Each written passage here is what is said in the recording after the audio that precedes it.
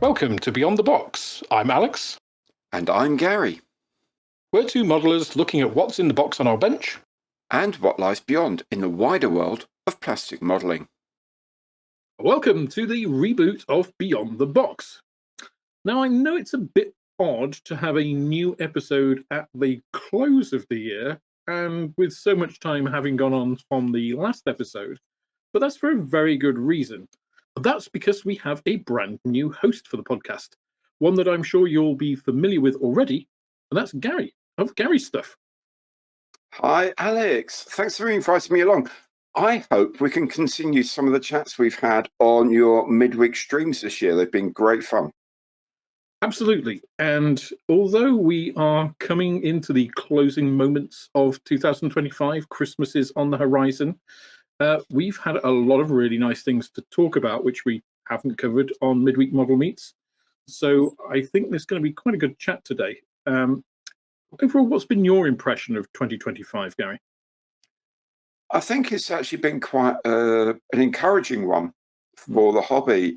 Certainly, when I visited Telford, the buzz seemed to be quite strong. There seems to be a lot of new product across the range and in like quite interesting subjects and larger scales. There was a feel that a lot of companies have put a lot of money and time and investing into the future of the hobby. So overall, I'm very optimistic now from what's been happening over the last year. There's been some great releases, as I'm sure we'll talk about.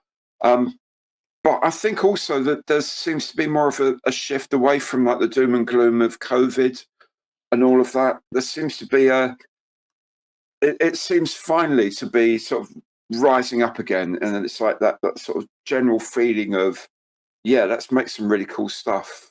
And new technologies obviously are maybe enabling a lot of stuff as well. But yeah, generally speaking, extremely positive. Yeah, I got the Scale Model World IPMS newsletter the other day. I think it came on Tuesday or something. And I had a leaf through it, and usually there isn't much. And again, there wasn't much. That's a subject for another episode. Oh, yes. But one of the things they did say was that a lot of people, and this is the kind of buzz that I got as well, I don't know about yourself from Telford, but that this was possibly the best Telford Scale Model World show there had been to date. Yeah. I mean, certainly in terms of the manufacturers there, I mean, Zokumura, I didn't expect to see Zokumura there. No. There was a modeling club from Hong Kong. Really just a really good attendance. The Ravel stand, again, was kind of back up to some of the glory days of Ravel back at the turn of the century. Definitely. Massive buzz around the Airfix 109, which, again, we'll come to later on in the episode. So, yeah, again, Moss and I mentioned this way back in the early days of Beyond the Box about this being a golden age of modeling. And despite, and I'm sure you get the odd comment or two as well on your podcasts and videos, Gary. I tend to ignore those. Some I refer to my legal staff, but yeah. The ones that are saying, oh, modeling is dying, it's an old man's hobby. I don't see that. I still don't see that. In fact, so being some of the analytical scientists that I am, I did have a little look at the overall number of releases from 2023 till this year. And 2023, we had a 3% increase overall from 2022, including 45% of the releases that year were new tools. Wow. 2024, 40% of the over 5,000 releases were new tools. That was a 14% increase in 2023. And then this year, we've again had over 5,000 releases, over 5,100 releases. 2,244 of those, or 44%, are new tools, which is an 11% increase on 2024. That's amazing. Again, just this compounding increase of new releases from companies old and new alike. So again, I know there's damn lies of statistics, but sometimes statistics tell a different story. And certainly it seems to be, modeling is booming.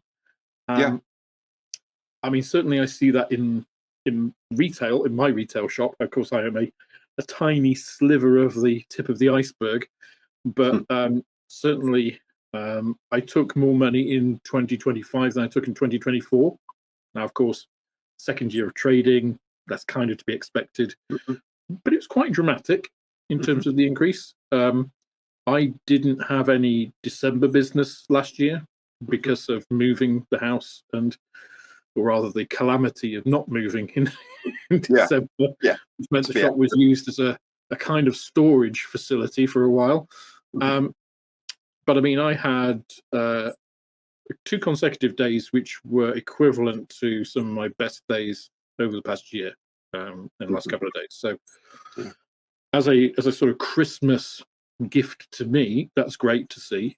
But it's also indicative that wasn't a huge increase from the months before.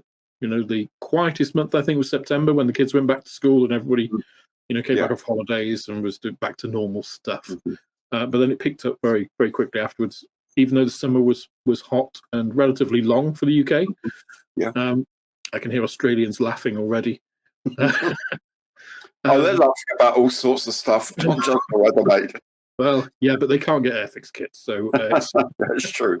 So I'm sorry, guys. Do you get a feel that these new releases? Do you get a feel there's an increasing amount of, say, 3D printed stuff coming out included in that, or are we looking at increasing amounts of good new polystyrene tooling or low run tooling, and they're just being more prolific with them? Have you got a feel for any of where this increase is coming, or is it just across the board?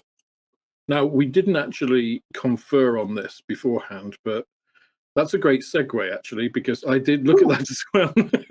Because you're right, there are a lot of 3D printing. That's why you invited me along, because I pass it over, you just head it in the net, my friend.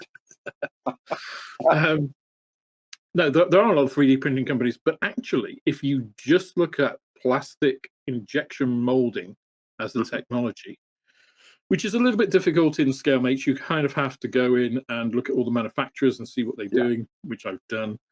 And it's still increased. Injection molding models are increasing. Wow.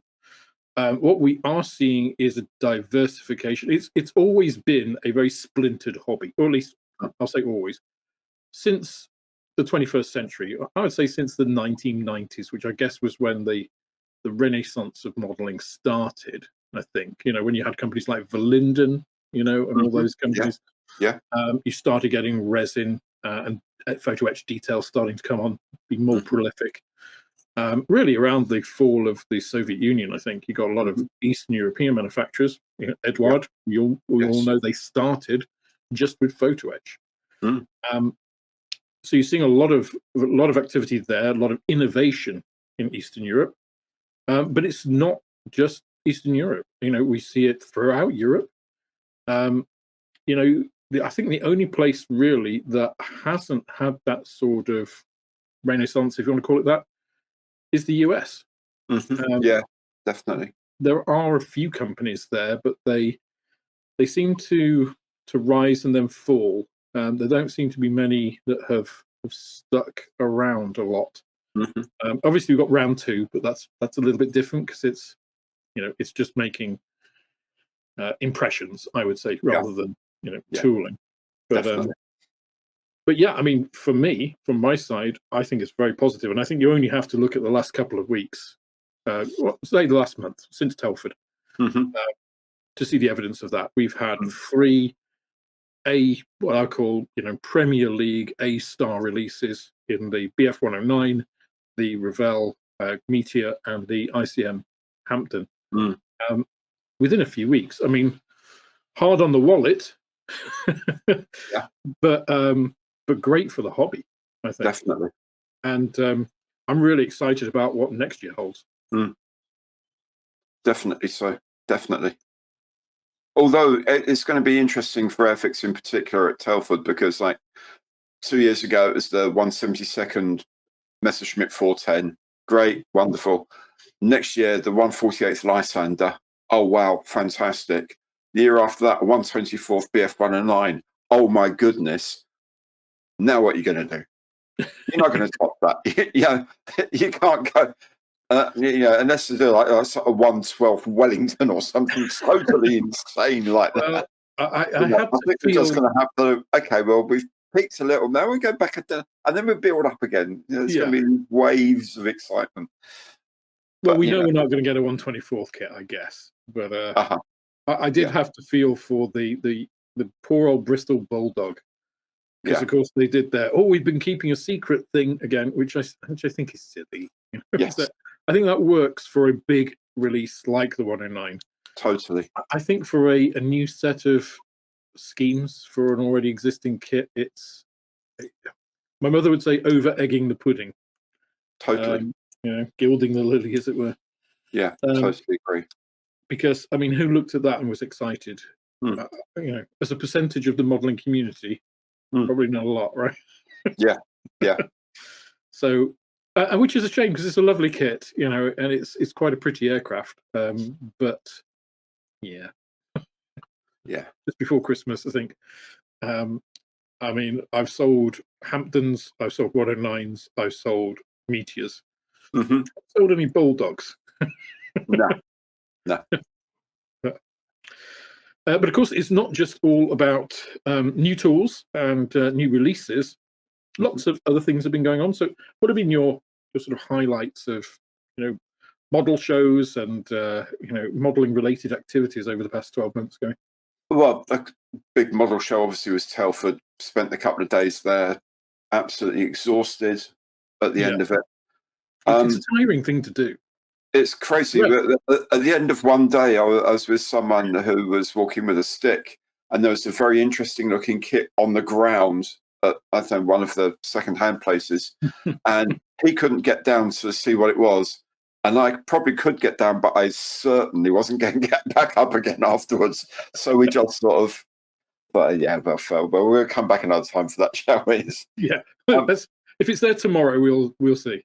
Yeah, we'll worry about it then. It is a tiring event, but as I say, really good this year. That's the only show I actually managed to get to this year, sadly. I intend to get to a lot more next year, or some more next year, not a lot more, some more next year. Been happily going to my model club once a week, once a week. I wish it were once a week, once a month. And that's been a lot of fun.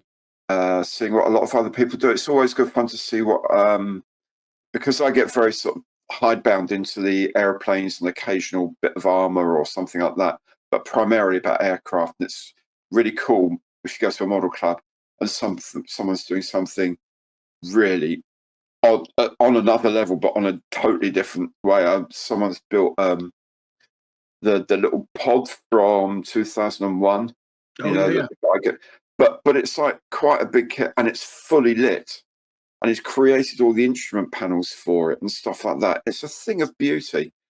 But you can talk to him about, tell me about LEDs, talk to me about wiring these things for light. Another path you can follow. So I'm thinking then, okay, well now I can figure out how to wire up an Anson to look really cool, one of the 148th Airfix Ansons, because I'm determined to get a light into that little angle poise that sits over the navigation table. Yes. I reckon you can get one of those tiny little micro LEDs into that, so cast a light onto the table. That would be really cool. Sully did that for the Lancaster, but that was 1/32nd scale. So 48 scale. I mean, I think 1/32nd scale, challenging. 1/48 scale, challenging plus. I like a challenge. I will do it one day. I will do it with this help. But there's been a lot of good stuff around. A lot of interesting, even the things that aren't brand new. A lot of the stuff that's come out has been a lot of the reissues, or the really old stuff that have been reissued, have been interesting and are fun to build.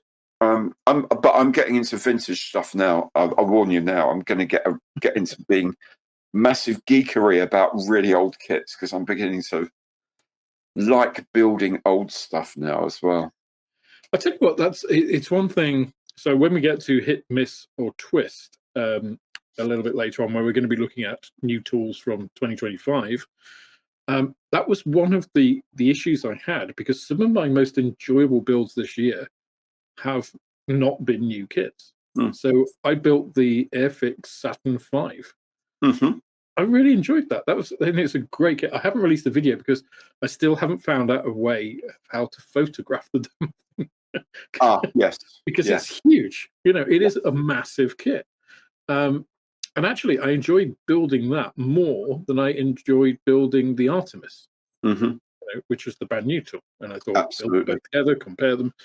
And that's a little bit smaller. It's a little bit more manageable for photography, for sure. But actually, I enjoyed building the Saturn V more. But dare I say, Alex, it's a little bit more boring. Yeah. Do you know what I mean? And I don't mean any disrespect to the wonderful people at NASA who are working on this, because I know I used to have a lot of time working with the guys at NASA, and they're superb engineers and technicians. However, Saturn, I remember as a very young child, I'll have to say, but of course, it's not that young.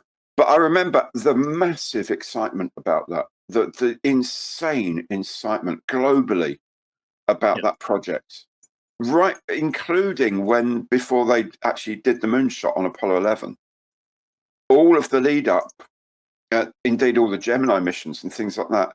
There was so much excitement, and the astronauts were household names. Yeah. I couldn't name one member of the astronaut corps today. Not one. No, I mean, the only one like, well, that I can think of is Tim. What's his name? Who is Tim Peake? Yeah. And he works, and he flies with ESA. So he was, in the old days, he was launched from Kazakhstan by the Russians, not by NASA. So that won't be happening for a while now, because they blew them up back then, didn't they? Yeah, new. They're not invited anymore. But it's we've discussed this in the past as well. I get that feeling that if Artemis and the whole project was as exciting as Saturn was back in the late 60s, early 70s, then maybe you would get more excitement out of building the kit in a way. But I think that's one of the reasons that Musk is talking about Mars, because Mars is different, it's new, it's a planet, it's exciting. I don't think he's got a hope in hell of ever getting there, but maybe getting there, but sure as hell ain't coming back. Well, yeah. If anybody gets there, they'll probably be skeletons. Yeah, but anyway. But that's just me. But also maybe it's a challenge of such a kit that was designed back in the old days. The SLS kit, from what I understand, is beautiful, goes together really well, and all the rest of it. And the Saturn V, maybe it's just a different generation of design as well that's a little bit more fun to do. I mean, you can tell it's an original 1970s tooling with bits added in the 80s, but not by a huge margin. I mean, essentially, I think the other way to look at it is the capabilities of modern CAD and CNC machining and injection molding, slide molding, and all of that are lost on what is essentially 3 tubes, right? Yeah.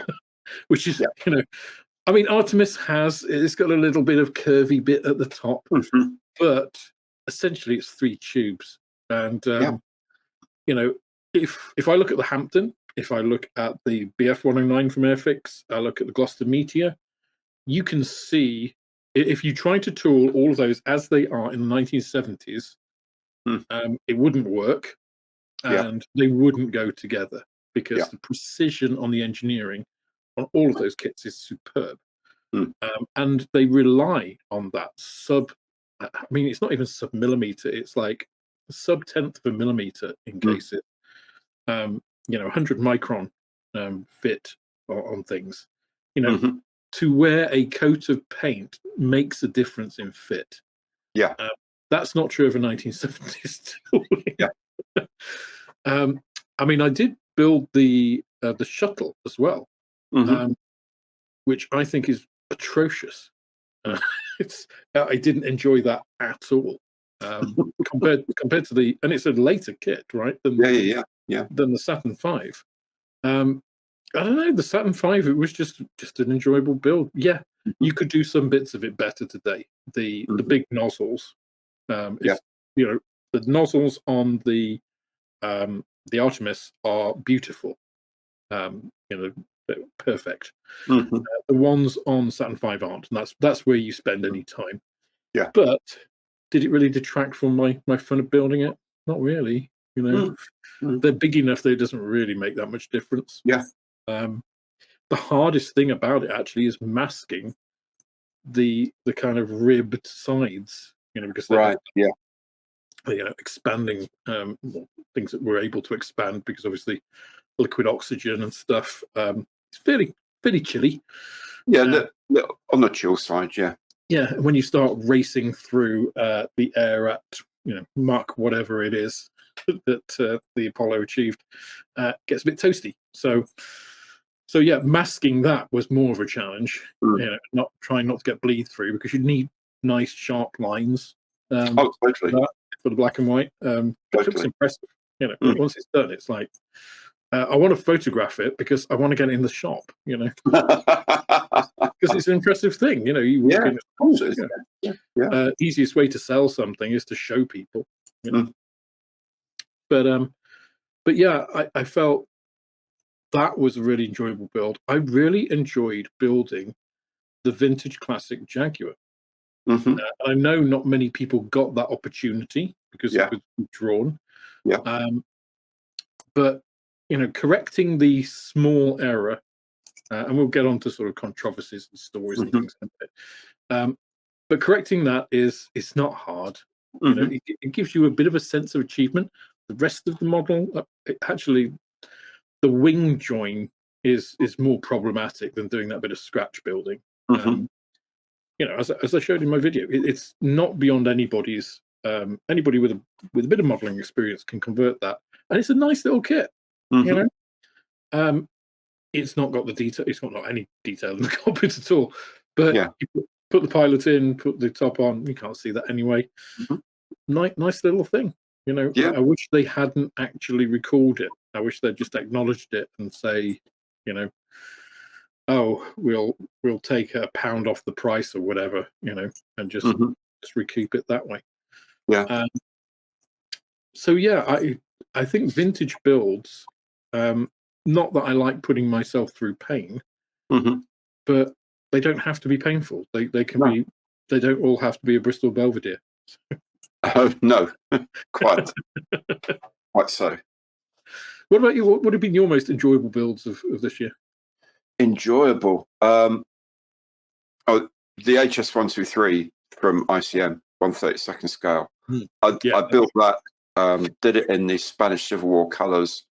And when I finished, I looked at it and thought, you know what? I think that's possibly the best thing I've ever built. Yeah. The result I was so happy with. The kit itself is just, on that top level. That stands toe to toe with anything else in the world, I would confidently say. And it was so much of a delight to build. Yeah. Especially for a biplane. And yet it all went doesn't have a lot of rigging, does it? No rigging at all. And the interplane spars, you put them into the base and they sit at the right angle, which is quite a long way out. But you put them in and they stay there, and then you put the top plane on and the holes meet up. So guys, I take my hat off yet again to the designers at ICM and the engineers, because it was just such a joy to make. I got a real buzz out of it. Yeah, I think that goes to. I mean, I talk about ICM a lot because, not because I've done an interview with. I know you've spoken to Valeria as well. Not because they send the odd review sample. It's because the engineering of their kits is fantastic, and they do some really quite. I mean, just reaching over here. I mean, this is the Tahi. Oh, right. which Yeah. I mentioned many times, I have no real interest in helicopters. I've built No. so many helicopters since I started to I really never intended to. Hmm. But this is great. This is a fantastic build. Yeah. I've had no issues with it at all. And it's very, very different.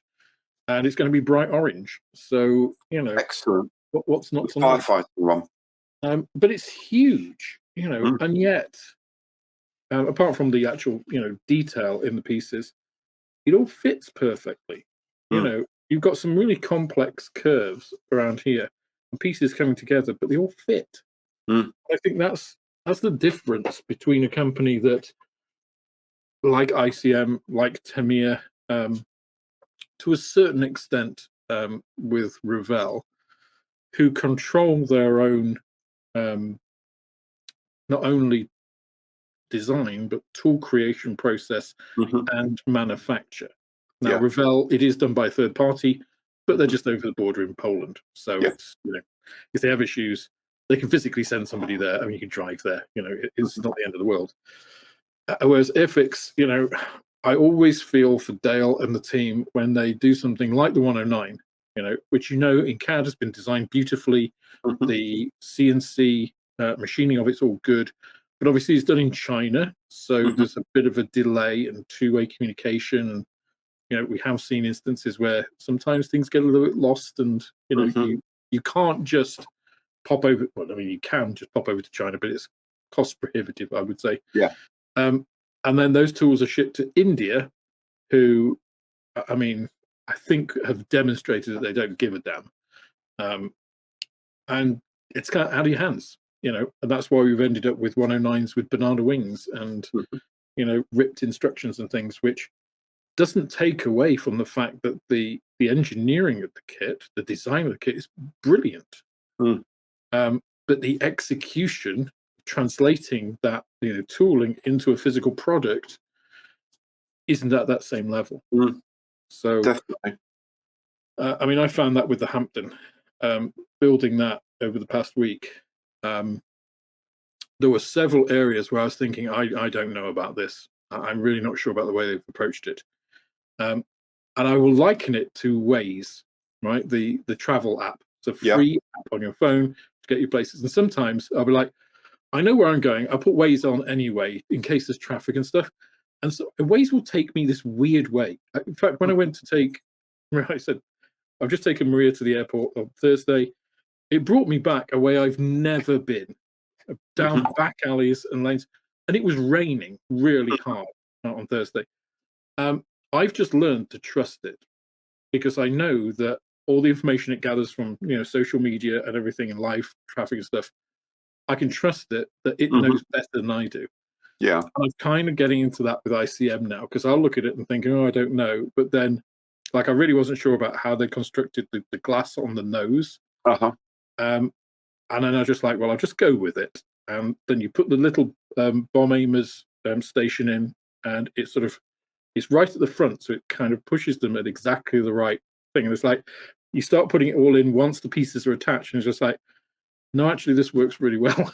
Yeah. It's like, and thinking about it, Yeah. I'm not exactly sure how else they would have done it. Yeah.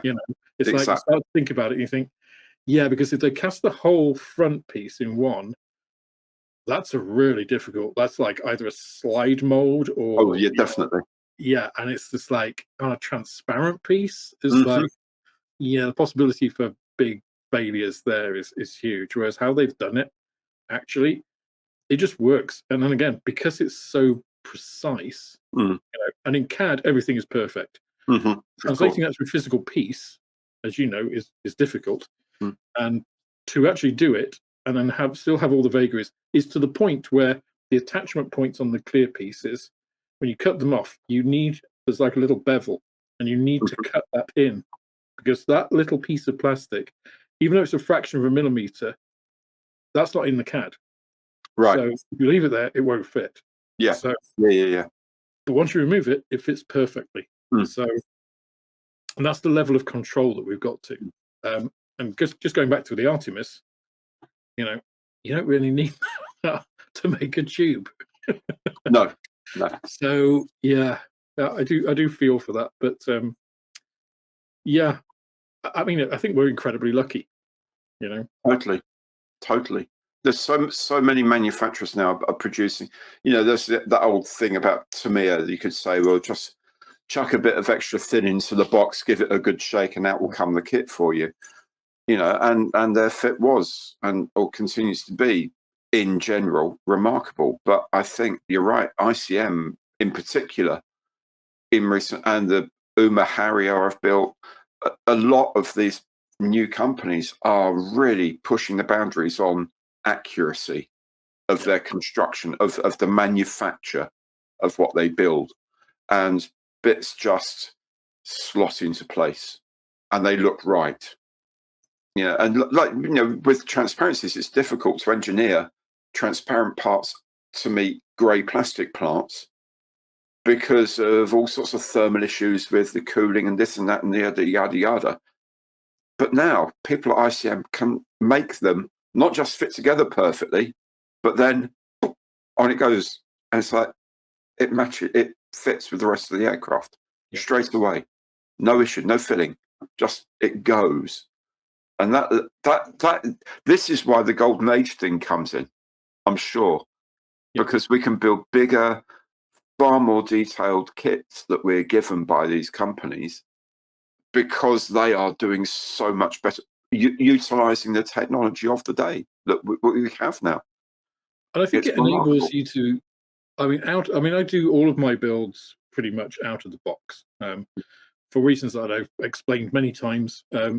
But I want people to be able to see what's achievable with the kit, rather than it's not an exhibition of, you know, my channel isn't about an exhibition of my skills, there or lacking thereof. It's about what does the manufacturer give you, what's possible with this, which is why I don't put lots of photo etch and stuff in unless it's included in the box. I generally tend not to do that. And that's what's available now. I mean, the ICM Hampton, if you wanted to do a Hampton that's been crashed in a lake and has been recovered as a, you know, in 2018 or whatever, you could do that, you know, by removing some panels, thinning stuff, breaking things, and you've got all the internal detail there. You don't need to buy resin and things to go in there. You might need a bit of plastic art to replace stringers and stuff, you know, where you've damaged it, taking it out. But overall, I had a comment on, I think it was, I don't know whether it's the unboxing or the first build video I did, saying about, oh, it's a shame that ICM haven't provided blanking plugs for the wings, in the way that Airfix do, you know. And I hopefully respectfully replied, I'm sorry to have to correct you, because, you know, it sounds a bit like, well, actually, but that's how the Hampton was. If you look at the Hampton restoration project, the one in Hendon, the fuselage actually extended into the wing roots from the inside, and it was then closed off, and the wing spar came through that in exactly the way that the ICM kit is made. And I think ICM are actually in contact with the Hampton Restoration Group, I'm sure, to get all of that accuracy. So actually, no, there's no blanking plugs because there weren't any blanking plugs in the Hampton. To be honest, the crew were probably grateful for the extra little bit of storage space. That's right. The damn thing is only 3 feet wide, so extending into the wing roots by foot either side, that's a big increase. That means I can turn around. I mean, if you look at how much room you had sitting on that little toilet, the door in front of you, you'd have had to have your knees up by your chin, basically. Definitely. And that was only for the privileged couple that could actually reach it, of course. But, the pilot, you know, he had a relief tube, so no curries before the mission. So absolutely. But yeah, I mean, it's great that you're able to do that without any extra outlay. I mean, the Airfix 109, the straps that come with that, I think are really good. Oh, they're beautiful. Absolutely beautiful. I mean, scale thickness, they're not far off. You could always thin them down if you want, if you think they're a little bit too thick. But they look great, you know. Definitely. And they provided that. They provided masks in the box. You know, Meteor, I mean, you get a photo etched, pre-painted console Mm. Plus masks, and the standards that manufacturers are applying to themselves now to provide us with these models is fantastic. So yes, manufacturers do sometimes mess up, in terms of little drops in accuracy, or as we know from Airfix QC. But overall, these are minor things in a sea of good. Really, they're small flies in a very large pudding. And a lot of sort of the far more experienced, crusty old model makers will always say, yes, but that's why this is model making. You overcome these little issues. That's part of being a model maker. You can do that. And yeah, to a degree, I would agree with them. Not entirely sometimes. And sometimes you think, no, this is not actually the right thing at all. It needs to be replaced completely.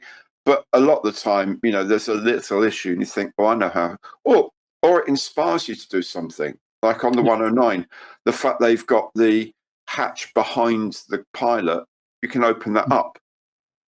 Yeah. Well, they had a starting handle in there and a little pack of spare parts, like spark plugs and a spanner and so. So I've scratch built a little starting handle for it, just for me, just for a laugh, because I thought that would look really cool. I probably won't be able to see it when it's all closed up, but I'll know it's there, and I'll have had fun building it. But they give you these opportunities that it's a parts count thing. It's always with these designers, it's always a parts count thing.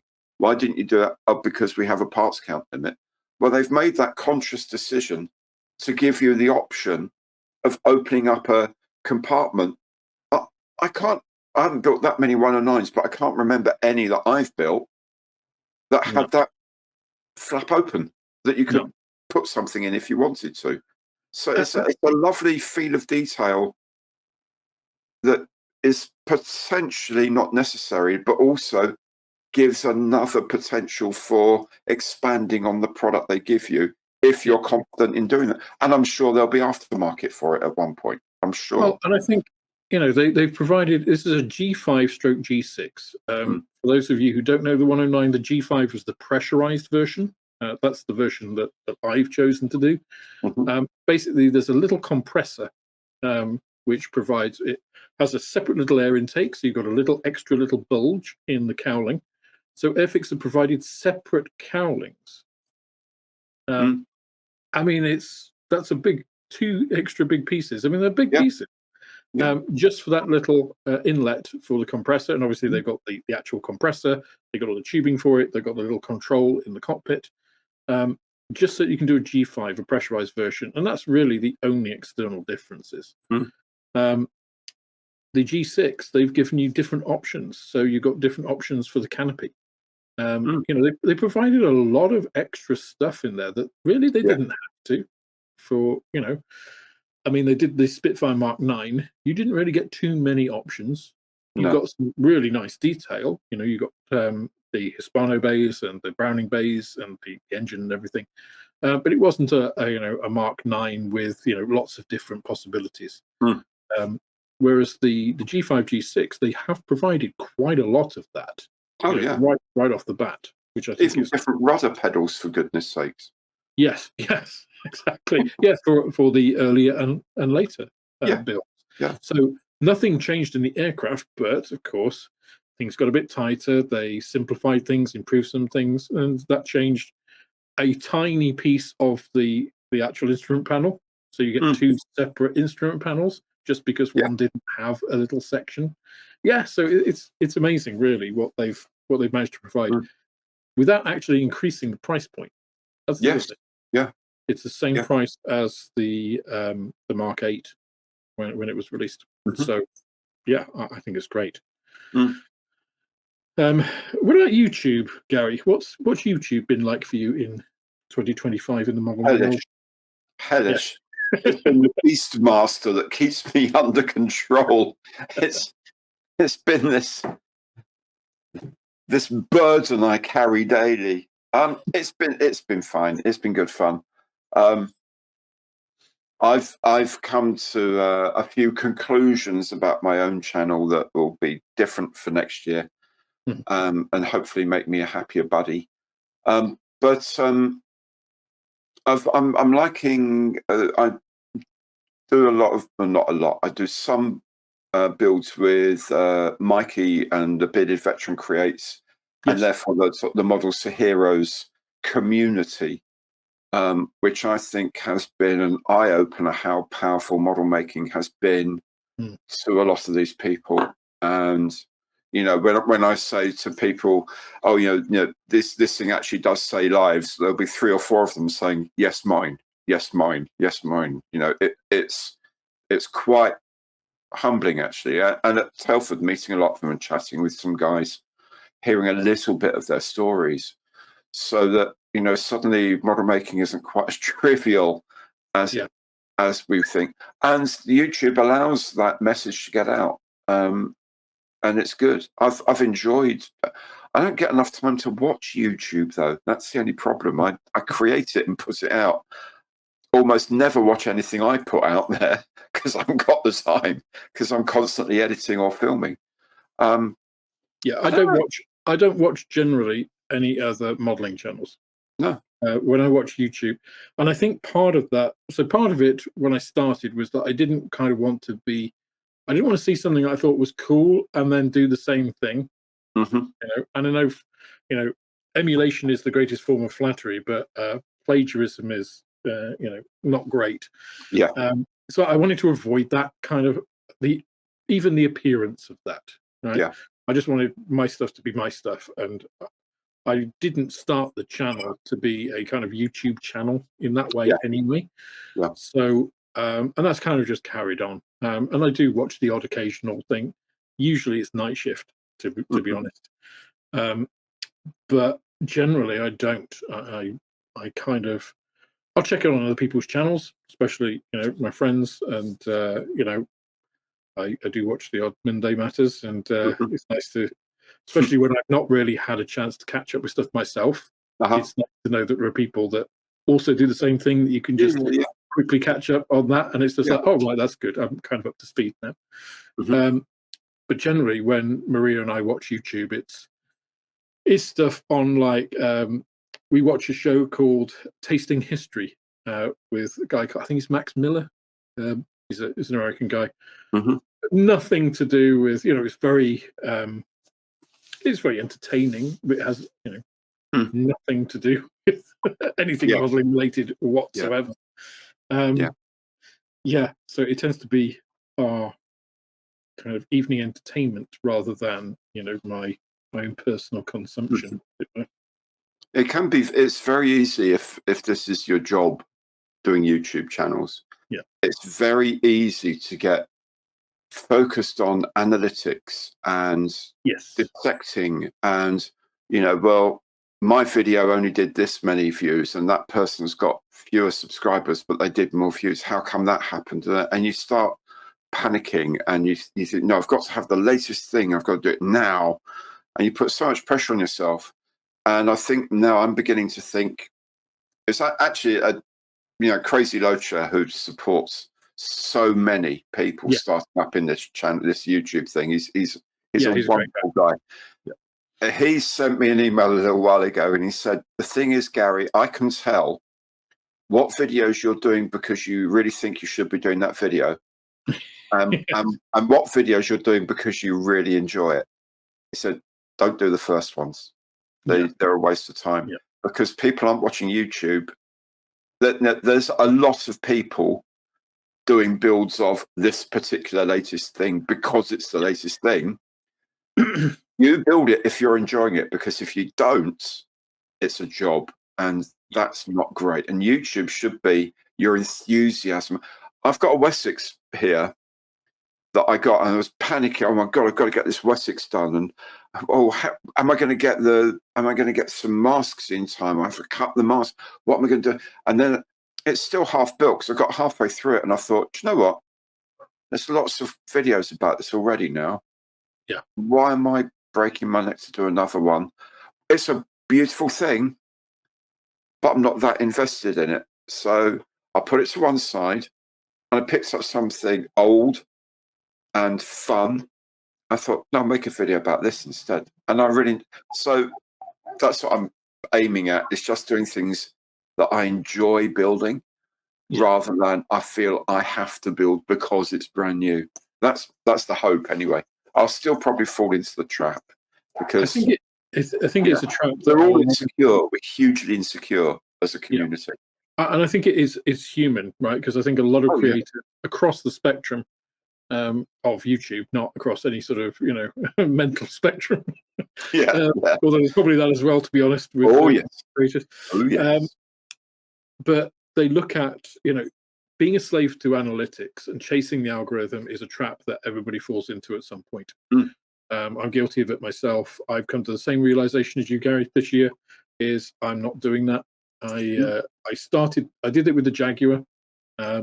You notice I haven't put Jaguar video. I did the initial comparison between the Airfix new release and the original Airfix tooling which Heller had released, and I built them both, but I didn't try to be the first. I think trying to be the first, somebody will be the first, of course. And good luck to them, but it's a lot of pressure to do that. The only thing I've really done it with this year is, and that was because of a promise that I made, was the Hampton.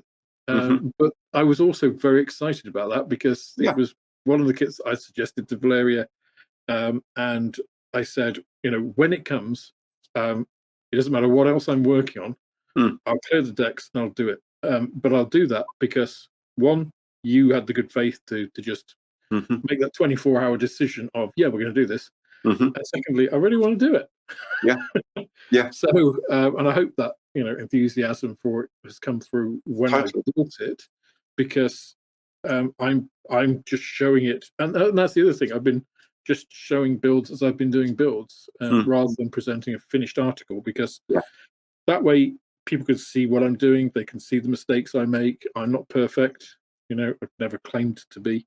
And I don't think anybody ever thought I was, but I think it's nice when people say, "Oh, actually, he's having difficulty picking up that tiny piece as well. It's not just me," and it's like, I'm using tweezers and I still can't pick up this damn piece because it's tiny and round. And also, it humanizes you. It humanizes you. I'm quite happy. I'll be doing something and it will suddenly strike me. I've been trying to put this in upside down or the wrong way around.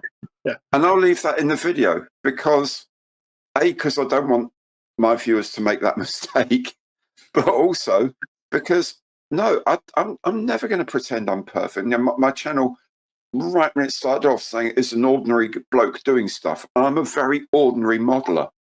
I really am, and I'm happy about that because I get excited about modeling like an ordinary person does. I hope still I do. The 109 is just a thing of dreams for me, and that's the only thing stopping me doing the Hamden. Is I want to finish this 109 first, then I've got the Hamden, then the TACOM HS129 to do, and it's like, I can start another year now. But did you get the HS129 squared box? No, I just got one of the two kits. I've got 3 of those. For those of you who don't know what that is, TACOM released this. They call it the HS129 squared, and you get 2 HS129s and a 48 scale Panther and 3D printed pilots for the HS129s.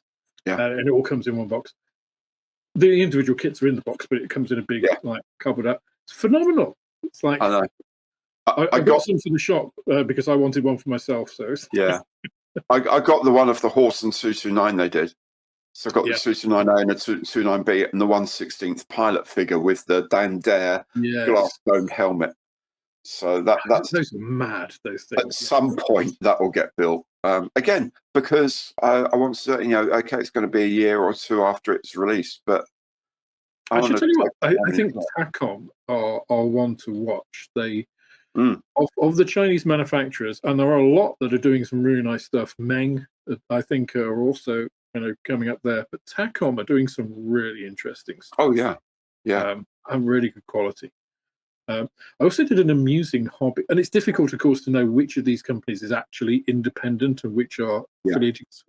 Some of them are very similar, and I think amusing hobby. I don't know whether it's Meng or TACOM.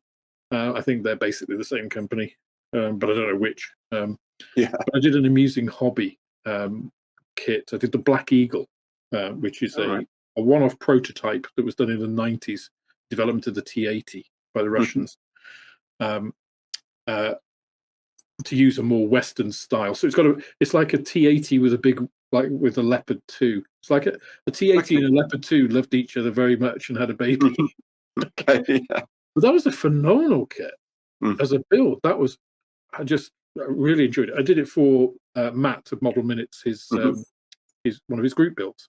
Right. And I only started a couple of weeks ago, and somebody was like, "Well, if you can get an amusing hobby kit finished in at least 2 weeks," but it went together. I mean, some phenomenal slide molding in there. Yeah.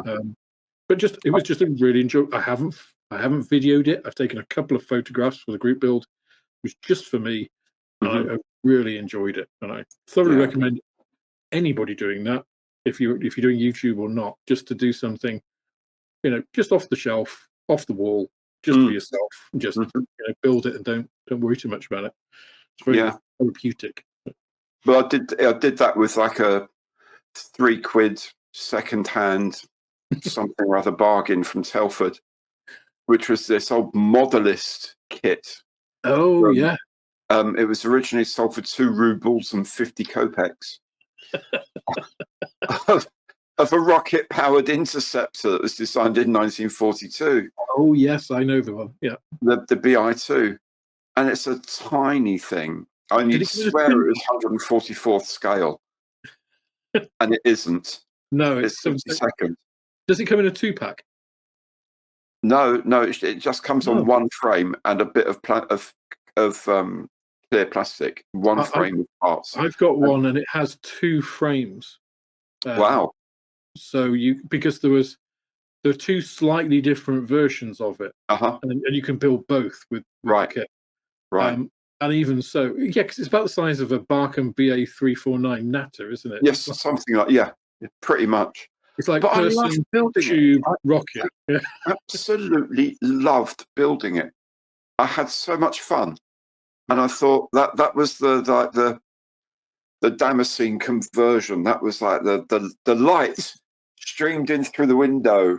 There was a chorus struck in my ears, and it's like, Gary, it is true. Verily, I say unto you, this is supposed to be fun. This is actually supposed to be fun. And if it is, people will watch your stuff. I thought, that's what I'm going to do. That's next year for me now. Only fun. Monday Matters every week, because I love doing that. I love doing Monday Matters. And all the rest of the stuff I build, whether it's brand new or old or whatever, is going to be stuff I want to build.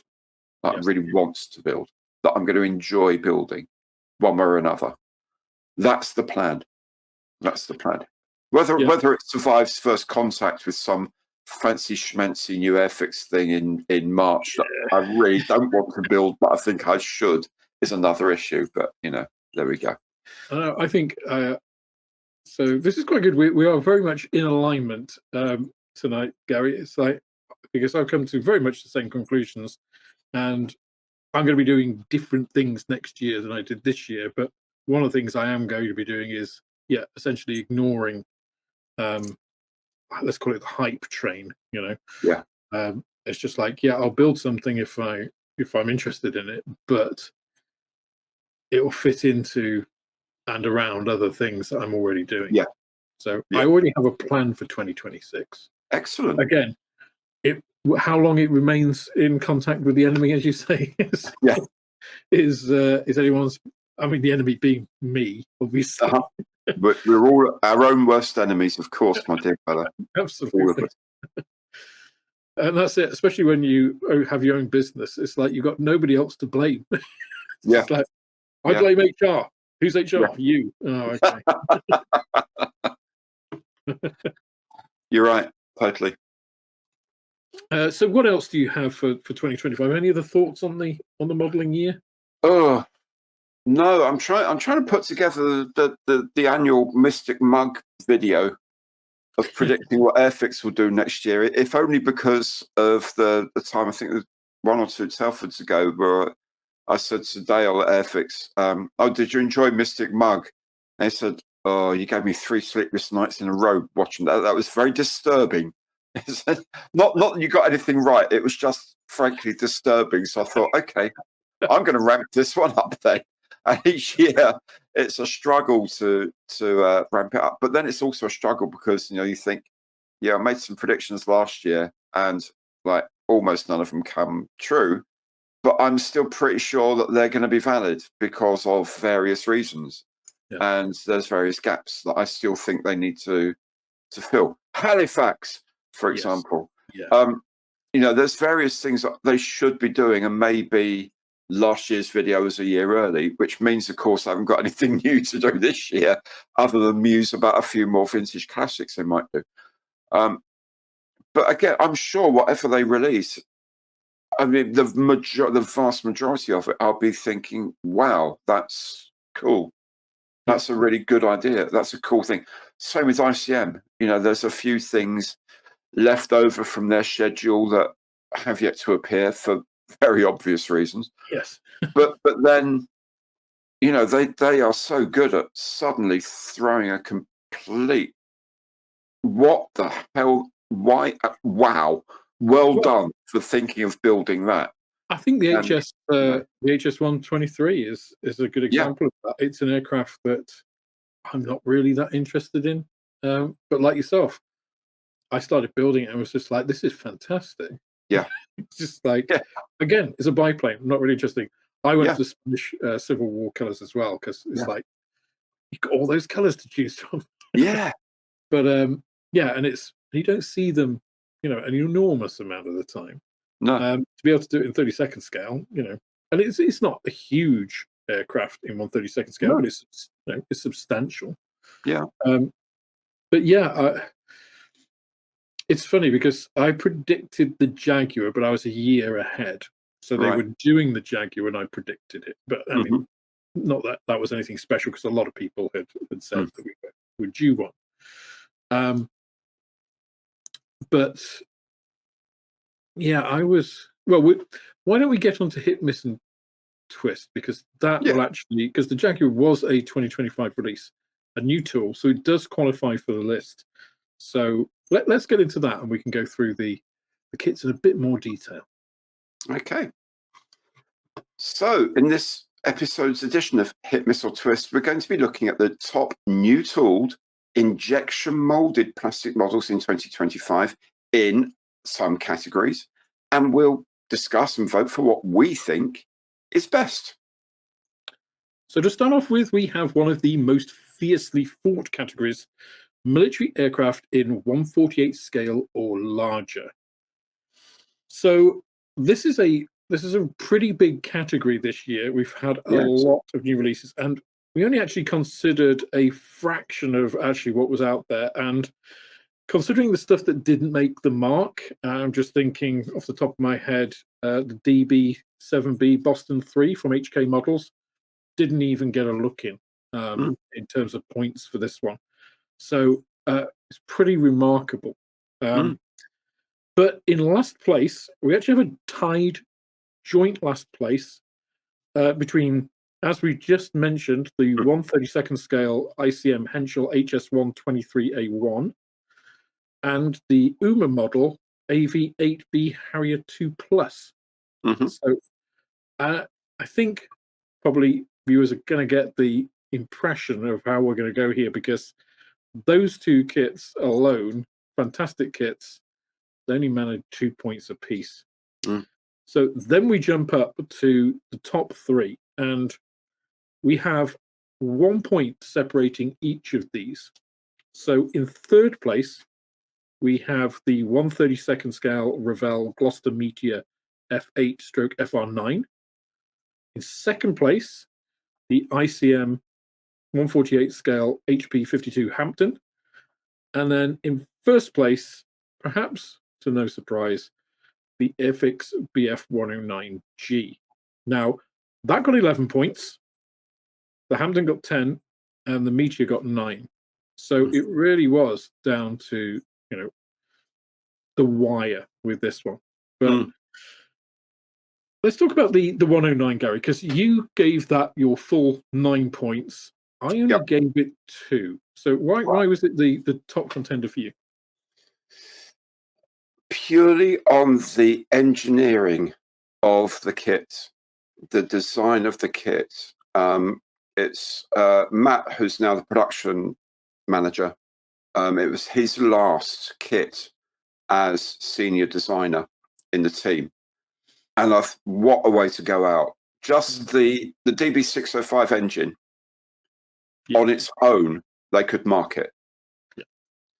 How he looked at that plumber's nightmare of an engine, scanned it, and thought, I know how I can break this down into parts that I can rebuild and mold in polystyrene. Yeah.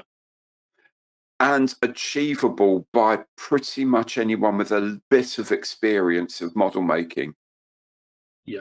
Is remarkable. I mean, truly remarkable. Yeah, that And then 605 doesn't need I mean, you don't really need any particular skills. If you put together a model before, you can build that 605.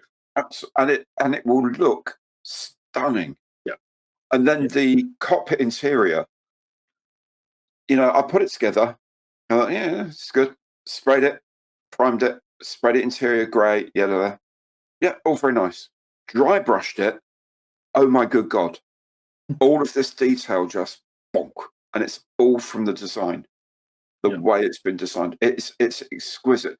And so far, I've put it together. I've got the wings on and the fuselage together, and I haven't had any fit issues. I haven't put the two halves of the fuselage together. They just went clunk.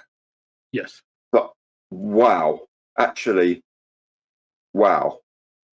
I think it's a kit with enormous potential for the future as well, development potential. And I think it's just something that a reasonably competent model maker could get and build and be hugely proud of making. Yes. It's something that's easy to make look very, very good. And for people who are more experienced model makers, really good model makers, who are going to start putting ignition wires here, there, and everyone does that, they could start making this into something like, competition worthy. It's got that much potential as a base. I absolutely love it. I think it's a phenomenal kit, but I only gave it 2 points. And I feel that needs justification. And part of it is because the competition. Now, if there wasn't the competition from Ravel and ICM this year, clearly it's number one. There's no doubt about it. There are a couple of little things for me that dragged it below both the Gloucester Meteor and the Hampton. Now, the Meteor is, and bear in mind, I'm a 109 guy. I'm a Luftwaffe guy. So I love my Luftwaffe stuff. British stuff, British Cold War stuff kind of leaves me cold. That was my dad's stuff. Right? And nobody follows the same stuff as their dad, right? No. Or at least no Gen Xers. No. So the Gloucester Meteor is the wrong nation. It's the wrong time because the F8, FR9 are Cold War aircraft, not World War II. The Meteor always seemed, for me, my first jet love was the 262. It's a beautiful aircraft. It's just it's one of those, objectively beautiful aircraft. And an amusing hobby, do those HG3 ones, which are just even better by burying the engines in the wings. They just look so beautiful. I mean, talking to Ravel, talking to Luke from Ravel on midweek model meet this week, talking about the Pulsar version of the 262 that they're bringing out next year. I didn't realize that was based off 2016 tooling, which I've not done, and it's actually quite rare now. I'm really looking forward to that, just to build the normal kit. So, and the Pulsar version also looks, completely different. So that'll be cool too. So I'm looking forward to that. So 2026 is already looking quite good from my point of view. Oh yeah. But anyway, going back to the 109, there were a couple of design choices, and this is a design choice thing, which for me were odd, which I haven't got to a stage where I think, oh yeah, that makes sense yet. Part of that is the wing roots, like the front wing roots being part of those side assemblies on the side of the engine. I don't get that. Structurally, yeah, it will make it a bit stronger. The thing is structurally sound anyway. There's no issue with that. So that's the weird thing.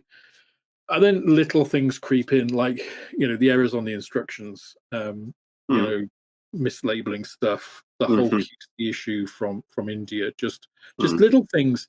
There's nothing major at all, nothing major, but just these little things which just little tears in the cloth, as it were. Yeah. The Meteor, again, I was, when it first was announced as like almost £150 when they said it was first coming out, I thought it was insane. They wouldn't sell any. Luke talks sense. It's £109, but actually, I mean, I sell it for 95. You can get it for 95 in most places in the UK. For that, which is £5 more than you can find the 109 for. It's a similar size because 1/32nd scale, but it's a bigger aircraft. So it's a smaller scale, bigger aircraft. It's comparable in actual size. Again, you get the engines. You get two of them because it's got two engines. Again, you can build those separately. You can even have one outside on display. That box, massive box, is absolutely full. To the brim. The book that they supply with it, which I thought was gimmicky, is actually superb. It's a fabulous book. That book, if you were to buy the book, if you buy a Meteor kit and you think I need a book to buy it, you'd spend 20 quid on that book easily. Yeah. It's got some great interior detail shots and stuff. It's got the photo etch. It's got the masks. 109 has a mask as well. But also the actual engineering of the plastic, the execution of it is flawless. And it hasn't suffered any QC issues. As an overall value package, I just think it's a better prospect. As a modeler, completely subject independent, I think you look at that and think, yeah, that pips the 109. And then the Hampton, I think cost also comes into this. So the Hampton is what, $69.99. You can get it for 63. It's a 1/48 scale kit, which I think makes it accessible to a greater number of people, because I think people look at 1/32nd or 1/24 and think that's too big a scale. Yeah. Even though actually all of these three models are about the same size when they're complete. And again, the design of each of these kits, I think, is on a par with each other, bar the little strange oddities in the FX one. The execution of the Hampton is flawless. It's absolutely flawless. So again, it just bumps it up that little bit. So I think as a value prospect, it's 2/3 of the price of the FX kit, more accessible, incredible detail. So I think again, it just pips it for me as a and a fascinating subject. Being subject, truly fascinating subject. And, yeah, it's a British subject that has been much overlooked. Yeah, the old flying suitcase. People will build it and go, did they really go to war in these things? Yeah, 3 feet wide, and yet it could carry 4,000 pounds of bombs. Yeah. Which is the same. So B-17s, Americans, and I'm sorry, Americans, I love you, but the B-17 was shit. Okay, it cost $250,000 in the war to build one. Its average bomb load, if you look at what B-17s actually took over to Germany, was 4,000 pounds of bombs. Because you start loading it with more than that, and its range dramatically fell off. So it couldn't get to where it needed to go. So the Hampton could take 4,000 pounds of bombs. Now, granted, it couldn't take them as far as the B-17 could. It could take 2,000 pounds of bombs as far as the B-17, but it could do it faster. And a Hampton costs 50 grand. So even accounting for currency difference, so you could buy 4 Hamptons for the price of a B-17 and deliver twice as many bombs quicker with less personnel. So anyway, that didn't happen. And of course, none of that detracts from the bravery. In fact, adds to the bravery of the crews. The fact that they had to put up with the lumbering B-17 as a delivery platform, really hampering and hamstringing those crews, and many Americans died that didn't need to. But anyway, aside from my personal bias against the B-17, Hampton, much overlooked, it did sterling work at the beginning of the war, did good work torpedo bomber. So yeah, the subject. But even putting subject aside, again, trying to be subject agnostic, I just think as a value proposition, you look at those three and it just edges out, because if you got an Airfix kit, there's a good possibility that what you got in the box wasn't what those designers intended. And we've seen examples of that, from all over the place, not just the odd YouTuber, but plenty. And I do feel for Airfix for that, but I still think for me, that is something that doesn't fall into the, well, we're modelers, we fix it. No. My dad was a plumber. I can fix, pipes and stuff. But if somebody delivers a washing machine that I paid £500 for, I expect the damn thing to work. That I think is the big difference, is that, if you paid £12.99 for a kit and there's an issue, okay, you're paying the best part of £100 for something. There shouldn't be issues. There shouldn't be production issues creeping into that. And that is where Airfix are losing out on being top dogs, like they could be. I think that's a massive part of their issue, is handling their quality, and they're going to suffer for it, and they're going to continue to suffer for it until they do something about it.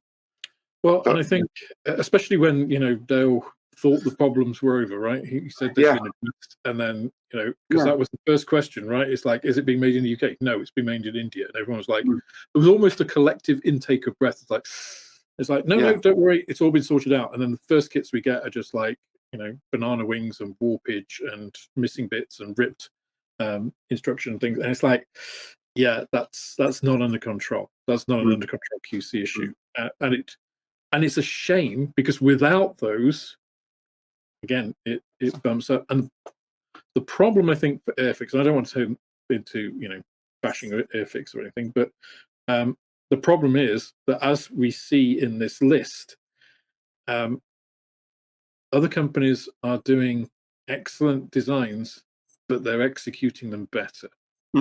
So what if Ravel decide to do a 1/24? I mean, they wouldn't do a 1/24 scale, but what if they did do a 1/32 scale 109F next year, and it's as good as a Qatari, but for less money, or more bits, so it has an engine and stuff as well.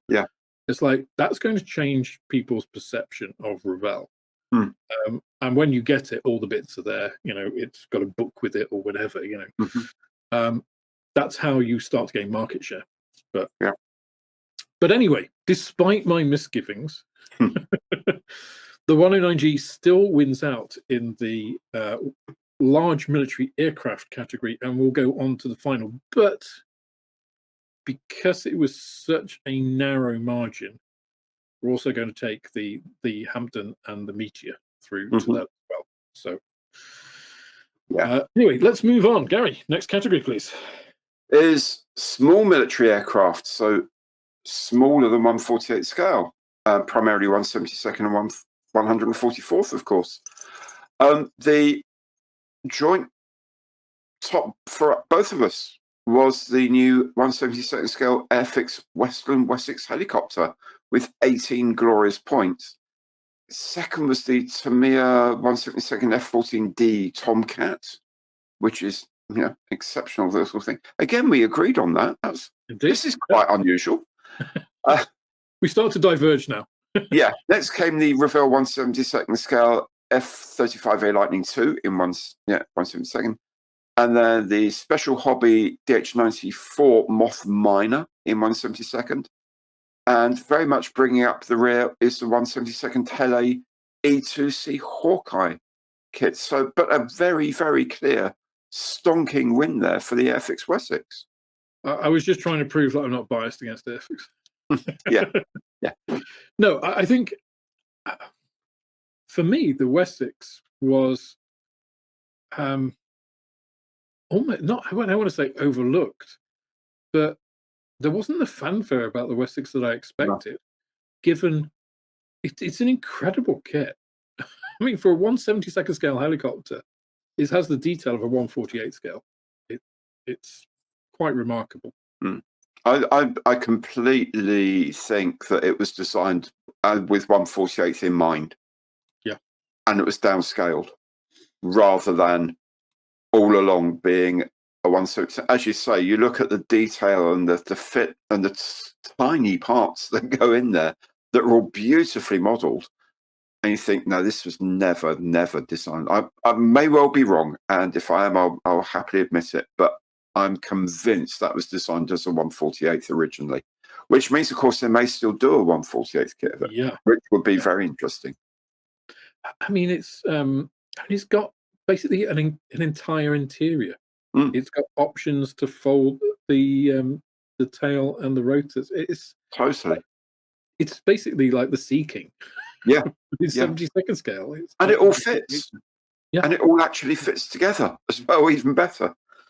I was amazed because one of the things that I've been critical about Airfix in the past before is the kind of hype train that they Mhm. do. There's a lot of hype. The flying dray, I think, Yeah, cop a lot of it because it's we'll be keeping a big secret. It's like it's a tool that we've done before, but with some extra bits in. It's yeah. like, yeah, it's a bit like the Uh, boy that cried wolf, and yet the the, Wessex doesn't seem to be that. the news of the Flying Dray was that they had resin extras. Yeah, To me, not wasn't what the kit was. It was, we have now done a kit and we've got Edwards to mold some resin for us. It's like, okay, well, that means in the future you're going to do it again, probably. So that's a good thing. But yada yeah, yada. yeah. So yeah, but the Wessex just seem to be released. Yeah, yeah. We used to call it you'd have product launches and then product releases. A Hmm. product launch, you had all of that. You had the hype, you had the fanfare, you had all the Yeah, design people, the things that marketing executives get excited about, right? yeah, Then you have a product launch where it just appears on the price list. yeah. And there's the occasional product escape, which you think, no, that really could not have been let out into the big wide world just yet. And then product recall. Yeah. Yeah, and of course the Tamiya F-14D Tomcat, the last iteration of the big beautiful bird. Have you seen that? Have you got a physical copy of that yet? Because that got a bit No, delayed, didn't it? no, No, not yet. I've not had mine yet. I've seen the frames physically, Uh-huh. so obviously they had them at Telford. Yeah. But yeah, not seen that. F-35 Lightning, Mm. I think, deserves mention or deserves points Hmm. from my side because it's a new tool. It's not bad. It's a bit less than some of the competitors.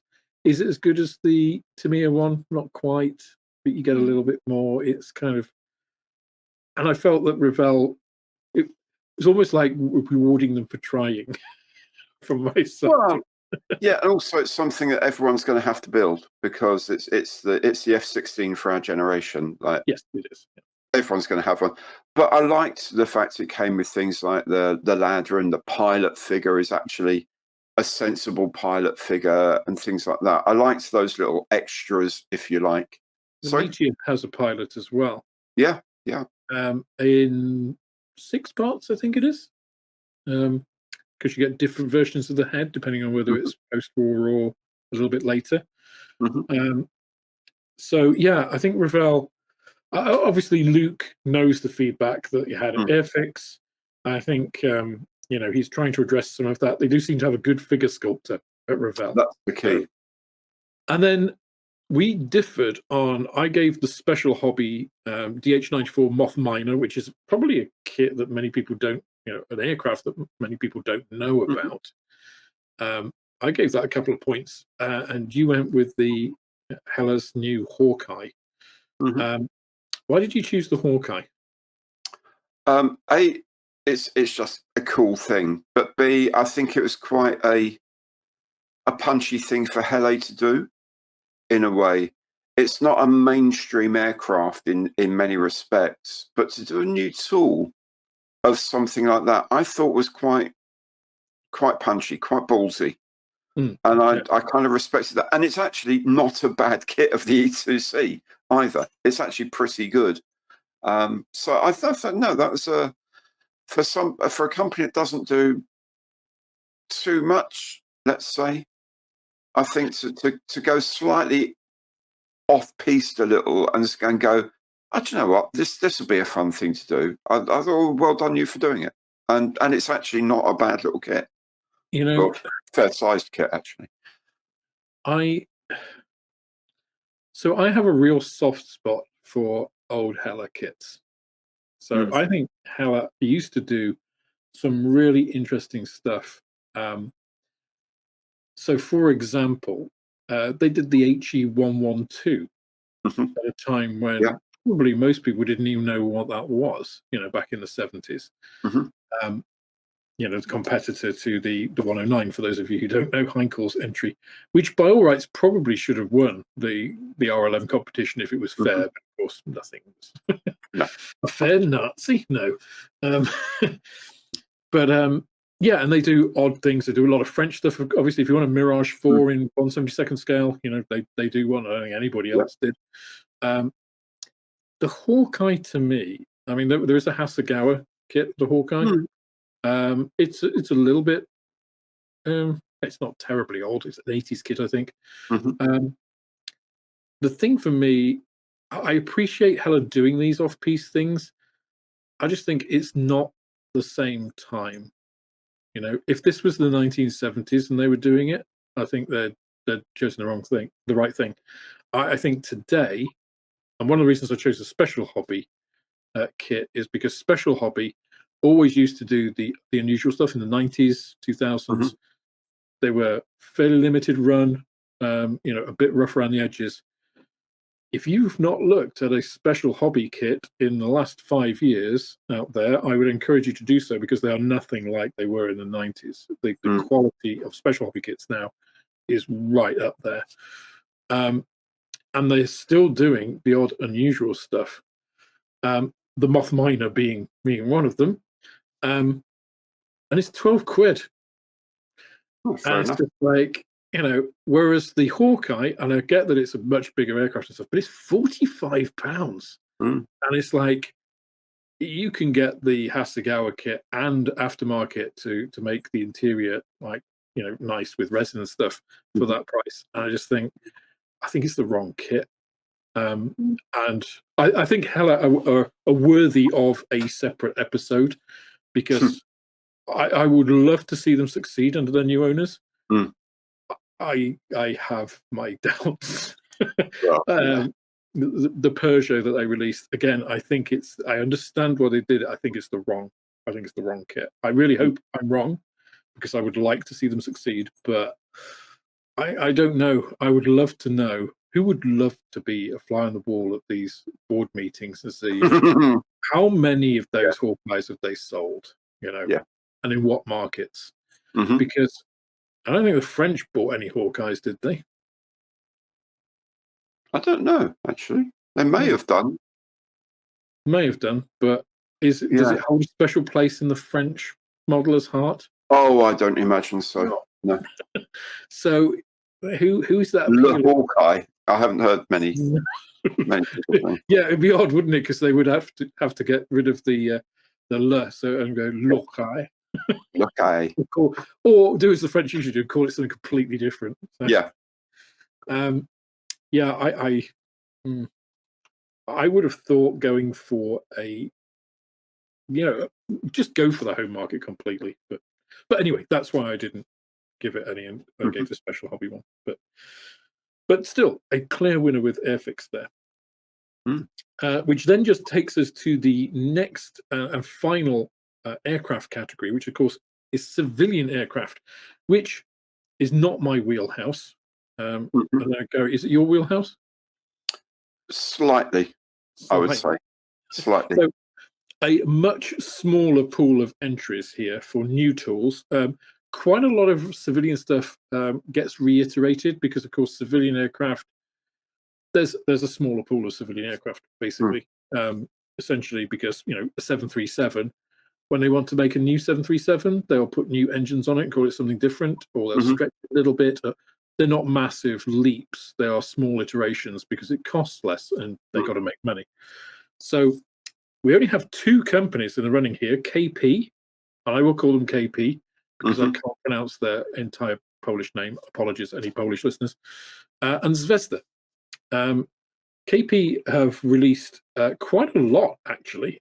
They released a 1/144 scale Tupolev Tu-134A, a 1/72nd scale Zlin Z43, and a Let L33 Solo with the Over Europe scheme in it, again in 72nd scale, ranging from £14 for the latter up to £20 for the Tupolev.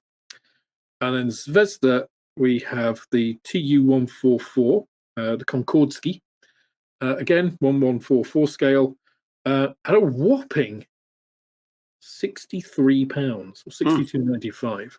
So it's no surprise they come dead last. And again, we are in alignment here with the first place. We had a little bit of juggling over second and third, but it is the Tu-134A in 144 scale from KP that comes out top. What made you choose that, Gary? I think it's just a very well achieved kit of a very important aircraft. A lot of people probably don't have memories of a lot of the Soviet era airliners, other than those that Aeroflot managed to sort of get into Heathrow and out again in one piece. The Tu-134A was much more like, it's like kind of like the routes that 737s and A320s fly these days.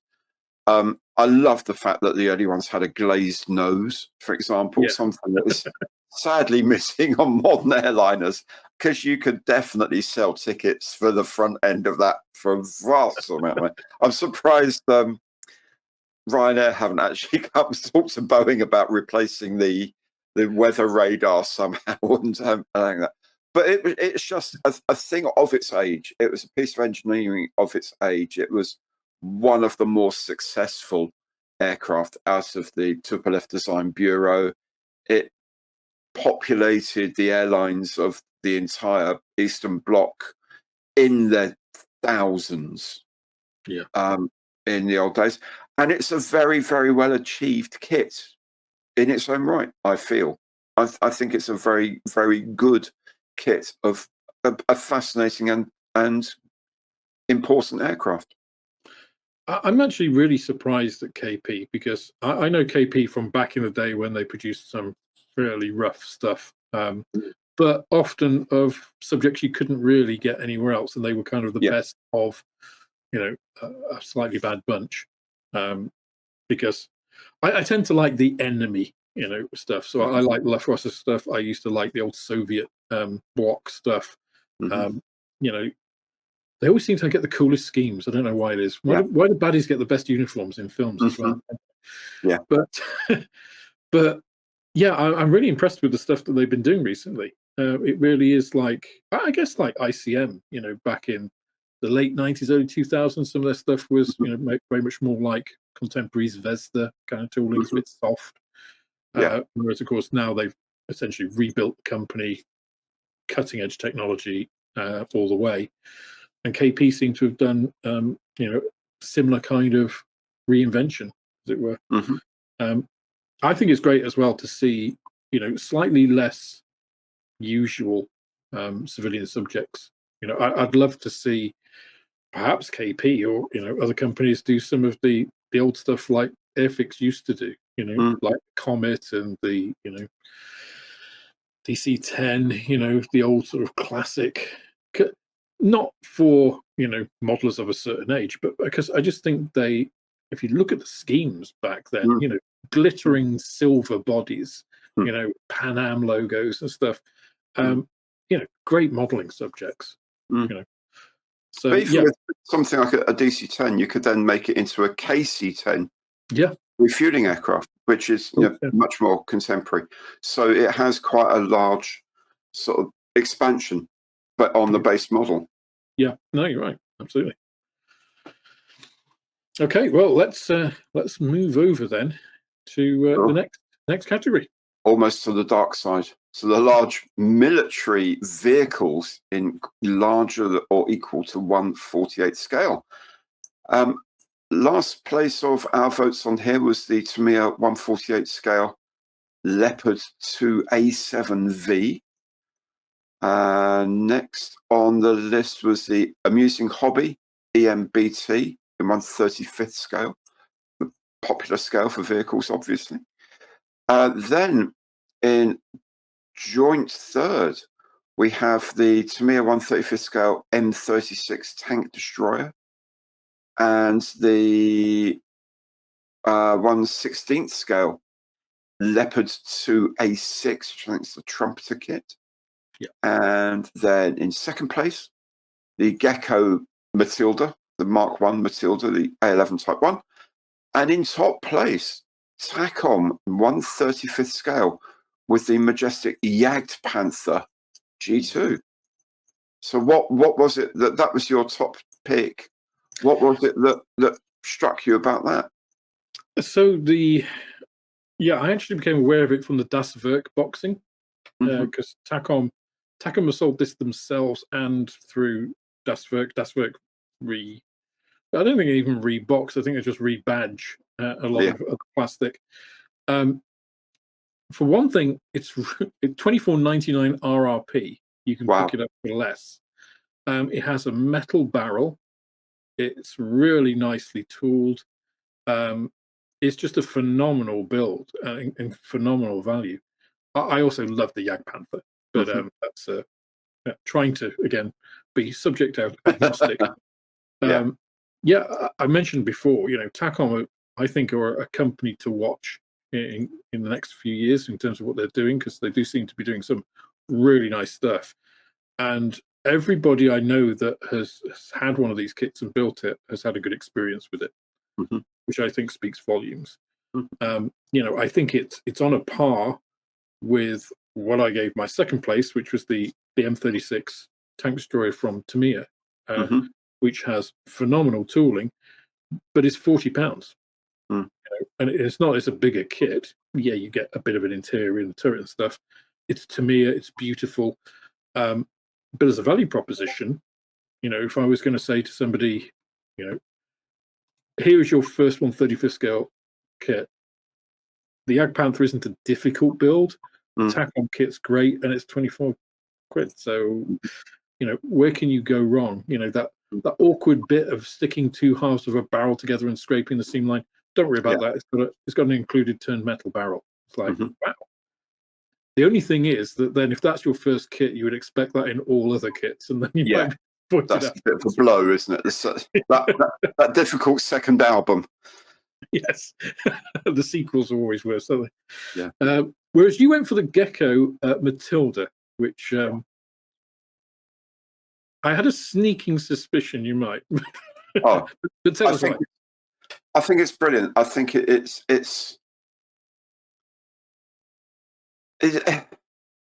fiddly. Yeah.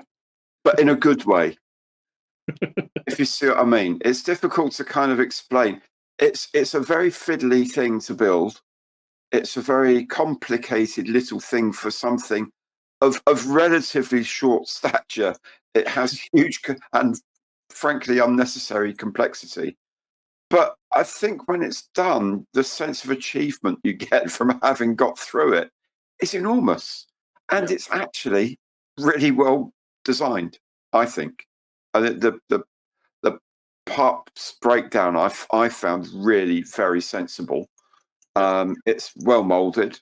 The plastic's good quality. It's easy to clean up all the parts. It's just that there are a lot of very fiddly things. And if you're in the mood for something that you really have to concentrate on so you can shut out the rest of the world for a while, like having leaks in your dining room, then it's a great thing, because you do have to concentrate.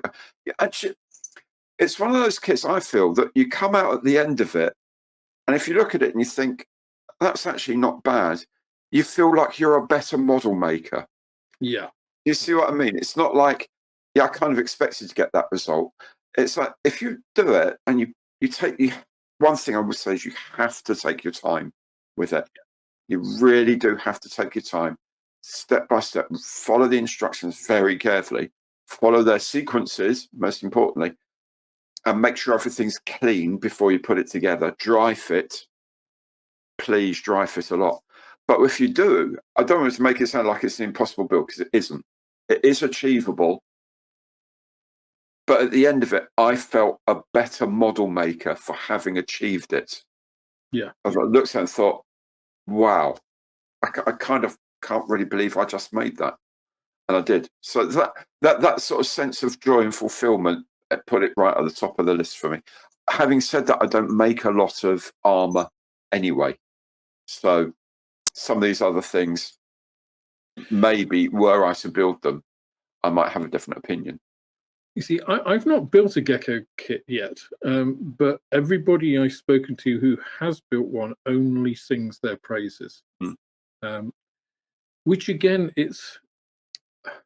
I understand people's sort of chagrin at gecko, because they have blurred the lines between acceptability in some cases. I'm just thinking of the whatever it was, the ambulance with young princess.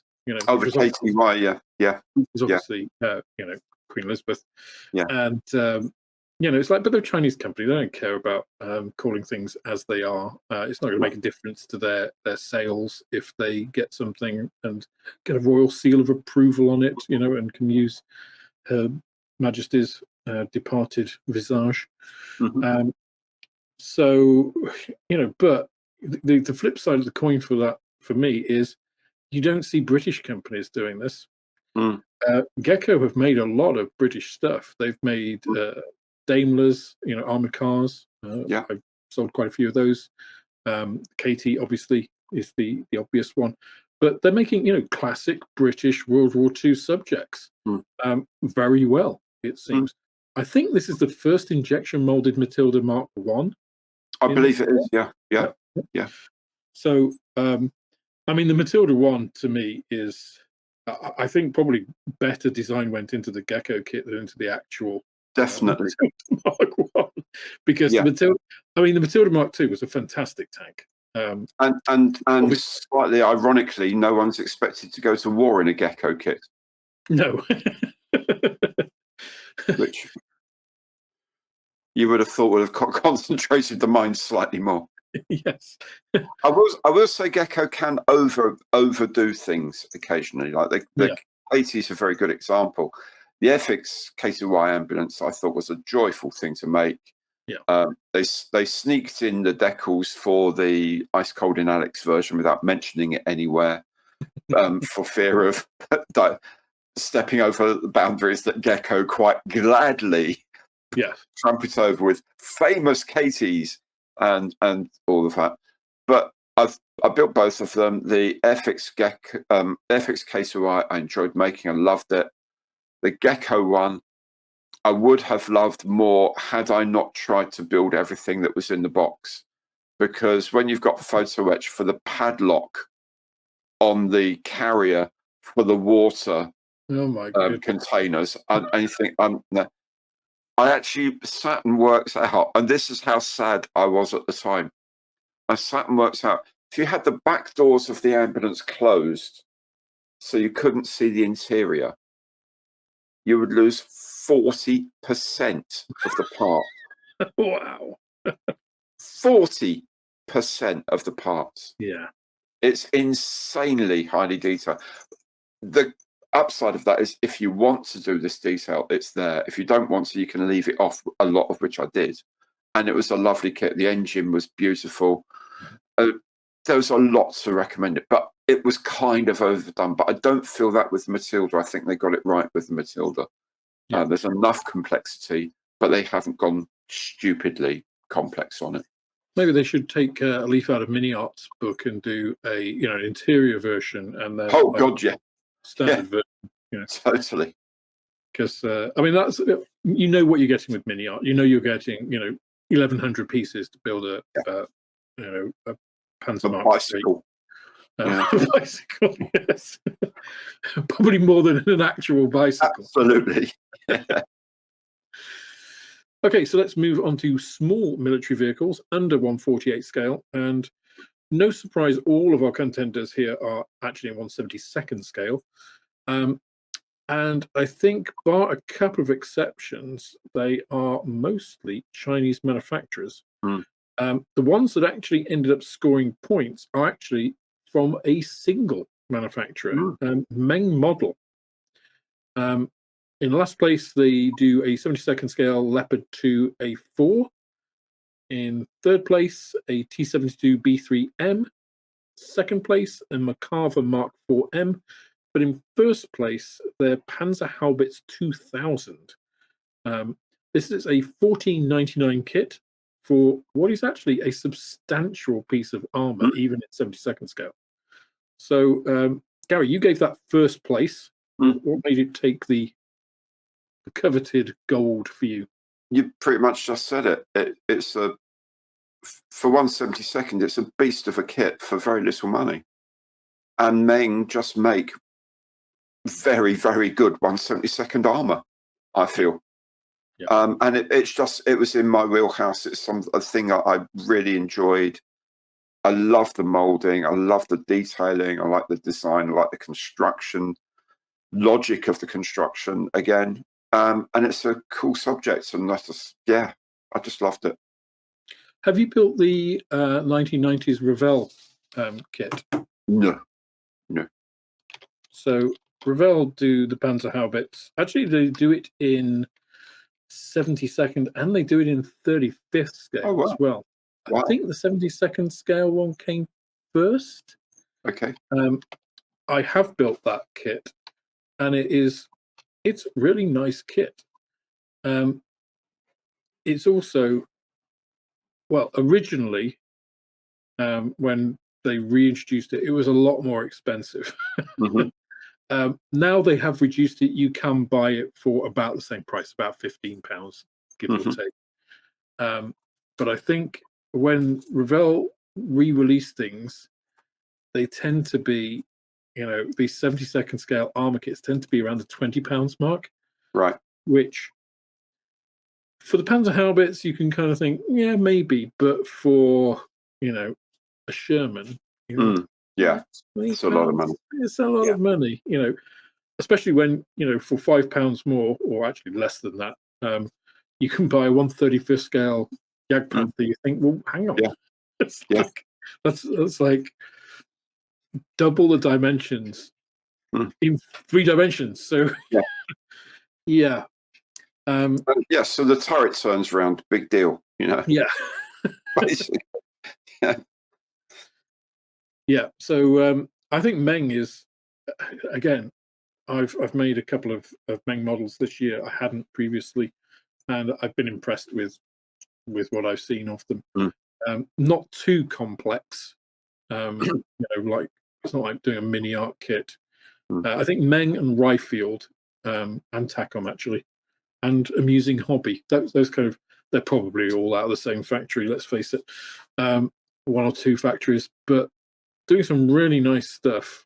Nicely detailed, pretty accurate in general, for reasonable prices. So, yeah, has to be said, not bad. Right, well, take us out of the vehicle category then with civilian vehicles. Civilian vehicles, yeah. So these can be any scale, any subject. And in joint last place, we have the Peugeot 205 GTI from Hele in 1/24th scale. And also in 1/24th, Ravel's kit of Jim Hopper's 85 Chevy Blazer K5. Next on the ladder, we have Meng's Ninja ZX-10RR in 1/9 scale, and Tamiya's 1/24 scale Honda Prelude, the F1. Then we go to the next is the 1/24 AMC Ford F100 pickup, the 63 pickup. Second place, we have the Yamaha TZR 350 from Hasegawa in 1/12. And in top place, we have the Italeri 1/12 scale Lancia Stratos. So your favorite was the Hasegawa Yamaha in 1/12. Why did you pick that? So the reason let me be slightly less aggressive about that. Yeah, get the lights out. So Alex, what interested you most of all about this kit? So I think for me, the Lancia Stratos is one of my all-time favorite cars. I grew up with it kind of in the background. It was this weird little cheese wedge shaped thing in Italian colors. It looked cool and stuff. I knew nothing about racing or anything because I was a kid, but it looked cool. And I love it. And I've got that 12th scale kit. But it's £160. Mm-hmm. It's a lot. It's a lot, even though I love it and you get a lot, it's still pushing the boundaries of common sense. I think the Hasegawa kit, I'm not a bike guy, really. I've never really had bikes, mainly because I know that if I ever did buy a bike, I'd be dead within a week. Mm-hmm. But I think in terms of, again, overall value, this is a 1/12 scale bike kit. It's a cool bike. Again, a bike's a bike to me. Mm-hmm. Yeah, there are different types, but it's cool. It's 35 quid. I think as a value proposition, that's pretty good. Yeah. So that's kind of what made that first place rather than the Stratos to me. Stratos still takes top place because obviously I gave it second place, you gave it first place, so it still outstrips all of the rest in terms of points. But why was it number one for you, Gary? Because Stratos. Yeah, it's a good reason. It's a vehicle. Yeah, I remember being just like totally fixed watching rallying back in the day, especially Group B rallying when they just went completely mental. It's a thing of absolute beauty. The design of it's functional because they were really, really good, but it looked so cool. It looked like the old expression, it looked like it was doing 100 miles an hour while it was parked in the paddock. Yeah. Yeah, it just looks like if you're racing against me, just pack up and go home, right? Just save yourself the embarrassment. It's a thing of absolute beauty. I think to achieve it in 1/12 scale at the quality that they have, it's phenomenal. And yes, it's a lot of money. It's a lot of money. But, every now and again, something's worth a lot of money to me. Yeah, and it is a once in a lifetime sort of kit. Yeah. It really is. If someone did a really, really, really good 1/12 Audi Quattro from Michel Mouton's era, I would buy that, even if it was like 200 quid. I just would, because part of it is the happy memories from my youth, but also the way they've gone around about that kit is just exquisite, and it just is a thing of beauty. And it's not as bad as the Pocho one, so it's cheaper. Yeah, I mean it's plastic. I know some people have had some issues with some plastic. I didn't have any issues with mine, and it looks like a Stratos, like you say. I was also really impressed with the decals.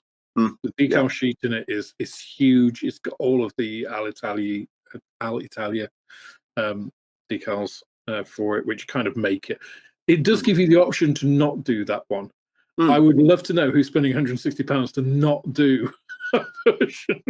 Yeah. Because actually the Stratos, because the rallies it performed in, obviously you had to take the rules, and the Italians bent the rules here, basically because Lancia couldn't win and they wanted to win. So you had to take a road car and make it into a rally car. What Lancia did is they built the Stratos as a rally car and then made it road legal, so it qualified. Indeed, they were the first person to go through this homologation process, where you build something frankly insane, and then you figure out where you can put number plates and indicators on it, and regular seatbelts. Wait a minute, this is a rally car. No, you can drive it on the road as well. You can, yeah, that's right. So they typically made about 200 or 250, I think it was, homologation vehicles. So it became technically a road car. But yeah, right. I think Lancia were the first to do it with that car, and after that, that just became the way it was. Way of all things. Everybody was just like, "Wait a minute, we haven't seen these cars on the road before." No, but you can now. It's like, yeah. Wait, you can do that? Yes, my friend Gino here will take you through to the sales room, relieve you of quite a lot, a surprisingly large amount of lira, and you'll be able to drive one away today. Well, if it works. And we'll come and collect it later on when it's broken down, exactly. Because it was designed as a race car and it doesn't work very well on the road. But hey ho, yeah, it's just a fun memory of an amazing vehicle, a true classic vehicle, and I think they've done a beautiful job with it. What I was impressed with actually when I was putting this list together was how many civilian vehicles there were to choose from. So these are all brand new 2025 tools, and we've got. I mean, AMT. I didn't know AMT were actually making new tools, but they are. And it's very American. 1963 Ford F100 pickup. How many Brits are going to do that? Probably not many. But in the States, think of how many F100 series vehicles have been made. God, yeah, thousands, tens of thousands. Oh no, it's in the tens of millions over the years of various versions of it, like the VW Beetle base. It's just like an insane number of them have been built. It's classic American. Yeah, I also like the fact that you have the 1/24 scale FV 1801 Mark I from Gecko, which is of course a Land Rover. But they can't call it that because then they would have to. So Gecko make a Land Rover. Mark I Land Rover. Absolutely. But a huge variety. You've got bikes, you've got rally cars, you've got. I actually quite liked the Honda Prelude from Tamiya. I got them into the shop and was putting them on the website and downloading all the pictures. They provide you in the box with a suitcase, like a travel bag, and some golf clubs. Oh, what? Which kind of shows the sort of person that is buying a Honda Prelude BF1. It's like an LBTC, isn't it? Some golf clubs. Oh my God. That is fun. That's just hilarious. Yeah. Absolutely hilarious. So I was chatting with Dale about starter sets a couple of years back at Telford and saying, why suddenly all these supercars? He said, because we're actually under quite a lot of purchase pressure, especially from chains, to make non-military vehicles. And which actually gave me hope that they might revive a lot of their civilian aircraft ranges as well, or even invest in some new ones. But they're under a lot of pressure. So maybe a lot of companies are finding there is a very ready market for civilian vehicles, not just things that maybe they drove or saw, but just because they're cool and they look good and they haven't got guns. Well, not obvious guns, obviously. And yet when kids come in the store, and I'm talking like kids, like 11, 12 years old with their parents, what do they want to buy? Spitfires and Messerschmitts. Yeah. It's like, But I thought it was interesting as well that Ravel, Ravel obviously brought out the Jim Hopper's Chevy Blazer, which of course affiliated with Stranger Things. again, I mentioned it with Luke on Wednesday. Revell seem to have a really good legal department. Yes. Of like negotiating all of these contracts. Yeah. Because they have fingers in loads of these pies. Yeah. So. But I think it's really good to see a nice, healthy civilian kind of vehicle market there. So definitely. So that means I get the rather odd topic of ships. Not being a natural naval modeler myself, I have, of course, done the Type 45, which is sitting down in the box by my side here. Currently with a lot of Tamiya tape on it, but that's another story. Yeah. Now, again, limited number of entries, but still, what we had 10 models to choose from. Yeah. 10 new tools of new ships in 2025, ranging from, let's see, 1/700 scale all the way up to 1/72nd scale. Now, I was quite surprised that out of a very wise choice, so we had things like very modern, so we had the Adelaide class guided missile frigate, Santa Maria class frigate, very modern, USS Enterprise from 1942, the modern People's Liberation Army of China Type 054B frigate, all the way through to HMS Royal Oak, USS Fletcher, real mix of scales and things. We chose the same the same ship as our number one, and that was the trumpeter 1/350th scale HMS Lord Clive. Now, I'd never heard of the HMS Lord Clive before that. Had you? I'd heard of not specific, but I knew of monitors from the First World War. Yes. Okay. Absolutely. Because so why did you choose it then, Gary? Because I think it might be the same sort of reason that I did. Firstly, the price is very good for a 350th scale ship, but also because it's not that large a thing at 350th scale.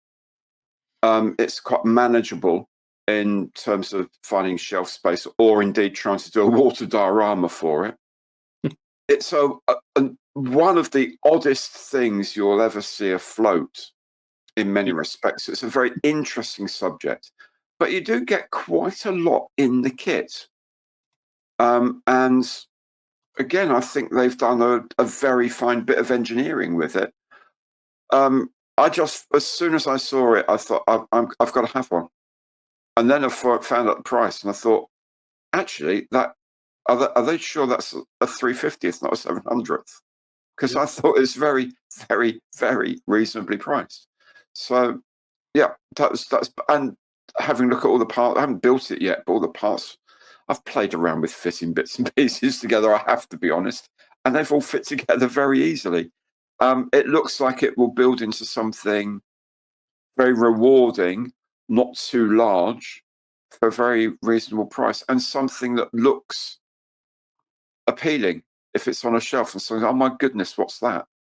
And it's got a tail behind it. I think it ticks a lot of boxes of model making to me.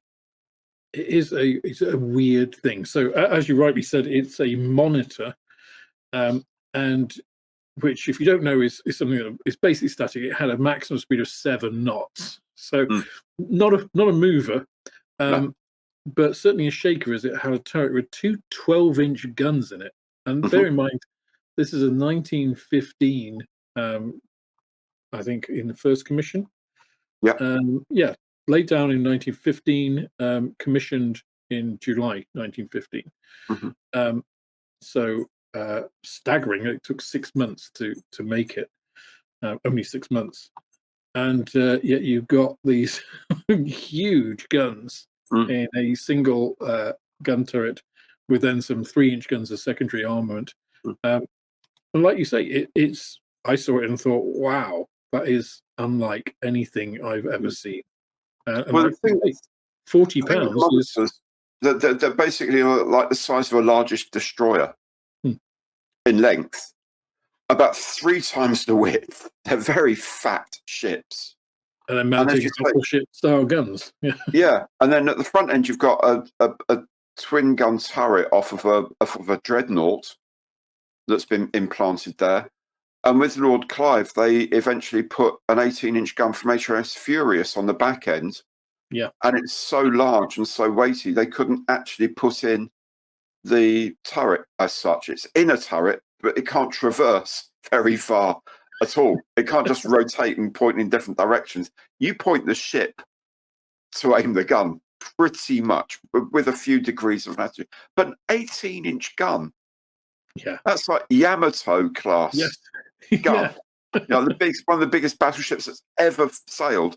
And there's one of these on the back end of something the size of a destroyer. Yeah. Smaller than the Belfast. You know, if people are familiar with London, HMS Belfast is there. It's smaller than that, but with one of the biggest naval guns ever created on the back end. Oh, and another battleship turret on the front, and it's used for shore bombardment duties, basically, in the First World War. But it's just a truly, I love truly bonkers things, and that, at first glance, is truly bonkers. But if you need a lot of heavy artillery where it's not going to get shot at, and your target's within 30 or so miles of the coast, yeah, that's a fairly. I think they fired 6 rounds from the 18-inch gun during the war. God knows what it did to the structure when they fired. It's probably not seaworthy afterwards. Yeah, I wouldn't have liked to have been at the ship's dentist halfway through, because God knows what would have happened with the drill. Oh, but you know, it was just an astonishing. But they've done it, which sometimes is worthy of mention anyway. The fact they've actually, this Chinese company, let's remember, has built this quite esoteric British ship from a period that not many model makers do. I think it'd be fair to say most ship model makers are likely to be World War II and later and modern. Yeah, there are people invested in dreadnoughts and stuff, maybe from the First World, but it's a very off the scale sort of really kit. And then you look at it and say, yeah, but I really, really want that. I really want one of these. And I think they've done a good job with it as well. It's a very good job with it. I mean, if you did want something bigger, they do HMS Royal Oak for £90 in the same scale. Border model do a Congo battle cruiser for 150. So there's also, I mean, you mentioned, Chinese company doing British subject. Trumpeter, of course, it's Trumpeter or Hobby Bus. It's all Zhongshang Yatai, the same company. Them and I Love Kit. So they also do the HMS Queen Elizabeth aircraft carrier. So the brand new aircraft carrier 1700 scale, which is £70. So, which rather pointedly Ethics haven't got round to doing yet. Yeah, unfortunately. For example. And they also do, just for the Americans out there, a USS Fletcher in 1/200 scale. Yeah. £80. So, yeah, again, quite a lot of choice. The only thing that I feel for naval modelers is the price of things, because ships are big. I mean, the largest scale here is 1/72nd scale. It's a special hobby, well, special navy, they call themselves when doing ships. The Kriegsfischkutter, which of course ICM do in 1/144 scale. Ravel box that kit as well. But £45 for a 1/72nd scale kit of that. Again, not bad. So, quite a lot of choice. So we haven't always seen that in naval modeling. Absolutely. It's quite often been just like, another 1/700 scale destroyer or frigate or battleship or whatever. So quite nice to see, more modern, more esoteric and larger scale subjects coming out for naval modelers. So anyway, we are then on to the final category. So Gary, take us away. Yes, figures, space and sci-fi and everything else. You'll have to excuse some of the pronunciation, because this, generally speaking, really isn't my thing. So in last place for our votes, we have the Tactical Pod Glaug from Hasegoro in 1/72nd scale. You'll have to enlighten me. Then next up is the Aoshima Godzilla in, surprisingly enough, not really any idea what scale it is. It's just Godzilla. How big is Godzilla? Yeah, exactly. Yeah, scale. And then next we have the Ravel Spatial Launch System in 1/144th scale. Then the FX one in 1/144th scale, the Artemis we were talking about earlier. And the joint winner here is the Tesla tank from Border in 1/35th, and the Lich King, is it, in 1/16th scale from Ravel. So, Alex, you're going to have to do some education here. What is the Lich King, and why is this kit particularly worthy of your full points? Full points. So the Lich King is a character from World of Warcraft, Okay. a MMORPG, so a massive multiplayer online RPG. And again, we mentioned Ravel being very good with licensing. They've teamed up with them. They do an Orc Thrall, and they also do the Lich King, this sort of undead thing, in 1/16th scale. I think this is really a nice thing from Ravel, that, you know, we talk about how do we bring other people, not necessarily like, you know, people always talk about children, but I don't think it is about bringing children into the hobby. I think it's about bringing new people in, and of whatever age, you know. And I think actually in today's world, you're more likely to get people in their 20s and 30s, you know, when they've got a little bit more time, a little bit more disposable income. Flashing screens and stuff are far too distracting, I think, for most kids, unless they've got a creative bent naturally anyway. Warcraft was huge, still is pretty big. It's quite nerdy, I want to say. This kind of feeds into that quite well. So a 1/16th scale figure is going to be fairly easy to put together. It's big and chunky. You know, Ravel produced them in a way that is easy to do that. And getting somebody who plays an online game to invest in a physical thing. They've also done stuff with World of Tanks and things, you know. So they've even done an association with Farming Simulator. So I think that's a good thing. So I think taking a chance and doing stuff like this is what some of the manufacturers, and I think it's responsible for the big manufacturers to do, to widen the hobby, you know, to get that interest. Because these people might not know that these exist. And if they see, oh, wow, there's a World of Warcraft thing, you know, get into it, might be the start of something which then lasts, you know, 20, 30, 40, 50 years. So that for me is why I gave it the maximum number of points. I think Ravel deserve the innovation part of it and producing it in a way which is not designed to target, if you like, intermediate or advanced modelers. This is for non-modelers, you know, to pick up and start with. So I think that's the, you know, it's a good thing. It's £36, which may sound a lot, but you know, it's a 16 scale figure. It has the licensing attached to it, and to be honest, if you're World of Warcraft gaming, you're probably a single male who has a lot of disposable income because you're probably in IT anyway. So, so it's probably not going to be that much in the grand scheme of things. You probably spent more than that on a poster. So. Just saying. Just saying. Whereas you went for the Border Models Tesla tank, Gary. Oh yeah, again, I love bonkers things. Partly because it just takes something quite familiar, the concept of a battle tank, and then pushing the bounds of possibility just that little bit too far. It also goes together surprisingly well, and surprisingly, in fact, a lot of people say you can just click them together. You barely need glue for a lot of the parts. You don't actually need to paint it terribly much either, because there's so much multicolored plastic in there. It was just quite a joyful thing to me. I built I've got the Apocalypse tank to do as well of that. it's just it just makes me smile, basically. And I thought, yeah, as half of these things I don't actually know what they are. It was something vaguely familiar, and I thought, yeah, I know that kit, and actually it was well made. Border do tend to make some really, really, really nice kits now. Yeah, they do. If you've seen that their 1/35th scale B17, I know how much you like a B17, but they're doing one in 1/35th now, and wow, the detailing on it is just insane. I mean, absolutely insane.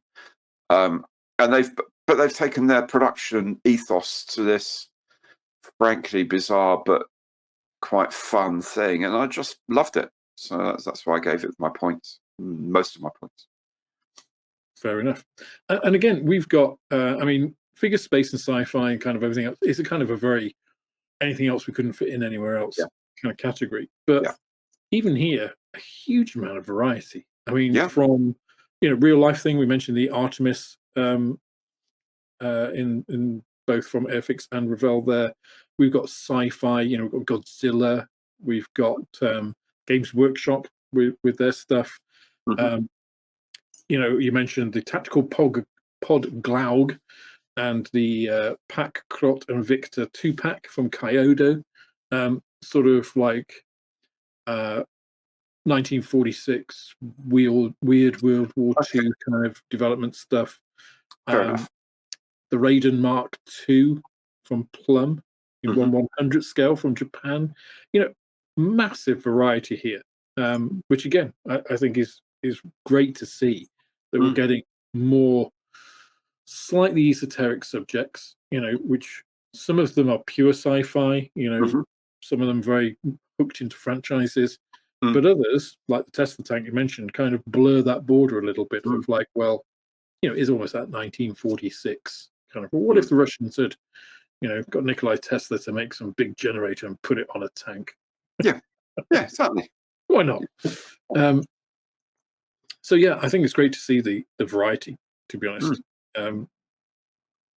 If there's something that floats your boat and you can make a physical model of it, again, it could just be the first one that kicks off a whole hobby. Totally. Which means then we have our finalists.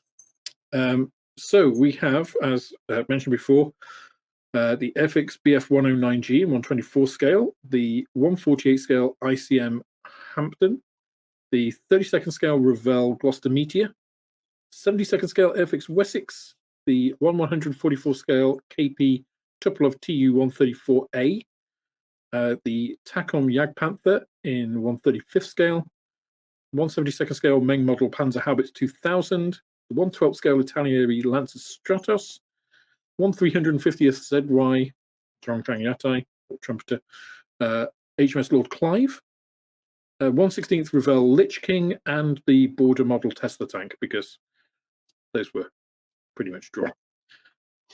Gary, of those finalists, which would you pick as your kit of the year? I would have to say, well, the only thing I would say is I haven't yet built the Hamden. I haven't yet built the Meteor. In fact, I haven't got a Meteor. I have built building the Airfix 109. For me, it will be between the Airfix and the ICM kit for my top thing. And I suspect once I build the Hamden, that will edge it over the 109, even though the 109 to me is an exceptionally good kit. A truly exceptional piece of design work.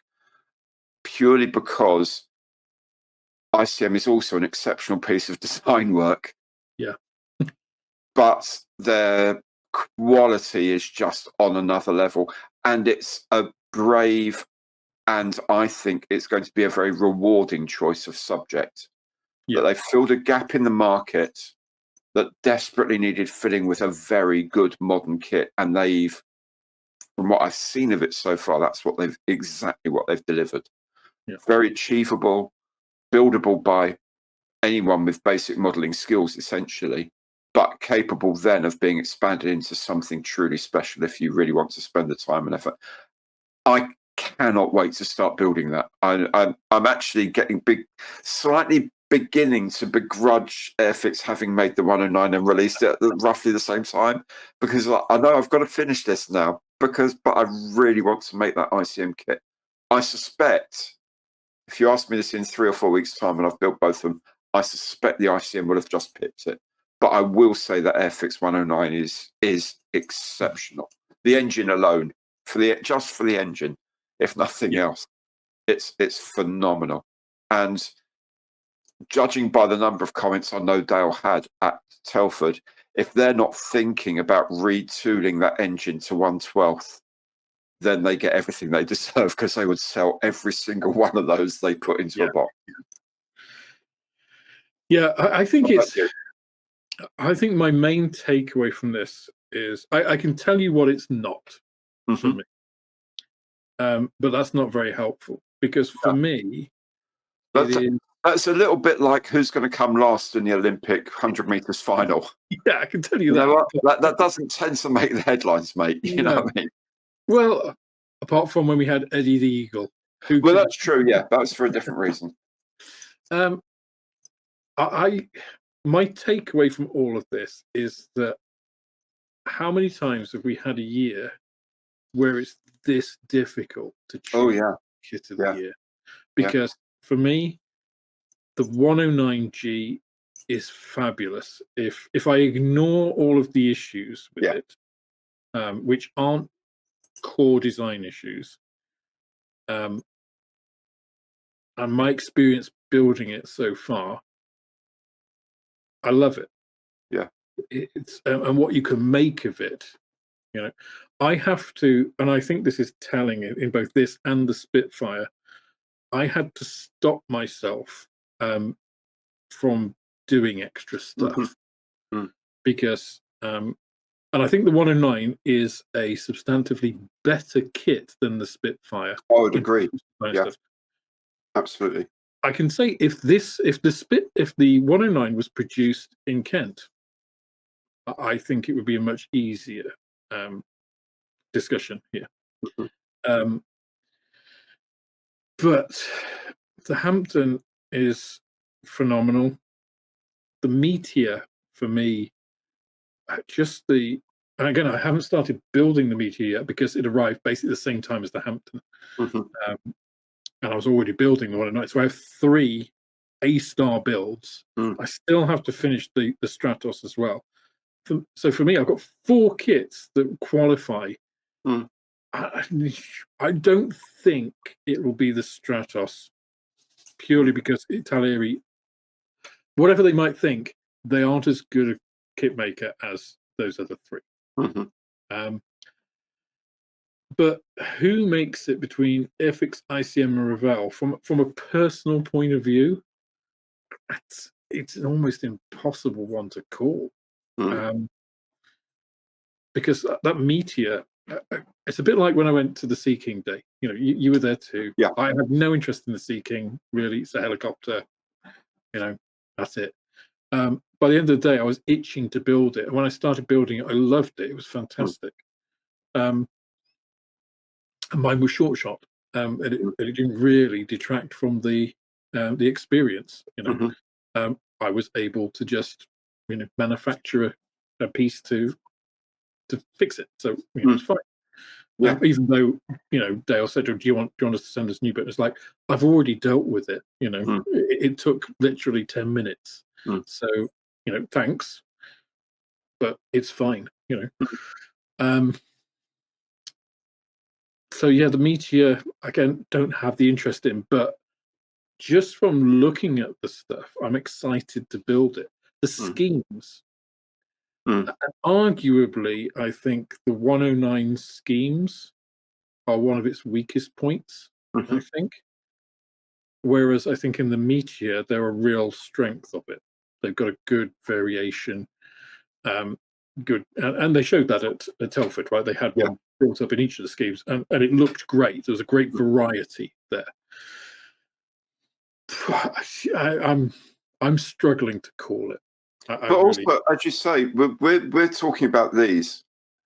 We're having to pass over the 148th Jaguar, which yep, was brilliant. I love that. The Lysander, the 48th Lysander gets in because it was released this year, even as it was announced last year. yep, That Spitfire TR9 in 48th, that they've plainly downscaled the 124th because of, you can see from the design of the details, that as a basis for a new range of Merlin Spits.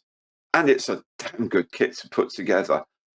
You know, all of these, Corsair BF109K, for goodness sakes. yeah. Didn't None even of get a these point. have even got a look in. And as you say, 2 or 3 years ago, those would have been absolute showstoppers, Yeah, without a doubt. I And mean, it's amazing the high.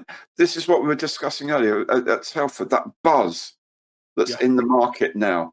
There are so many really, really good kits available, and it is very hard to choose between yeah. them. And people might say, "Oh, yes, but you've just rattled a whole load of, your Spitfire. You've got a 109. You've got a Jaguar. You've got a Harrier. You've got a Meteor, another Messerschmitt.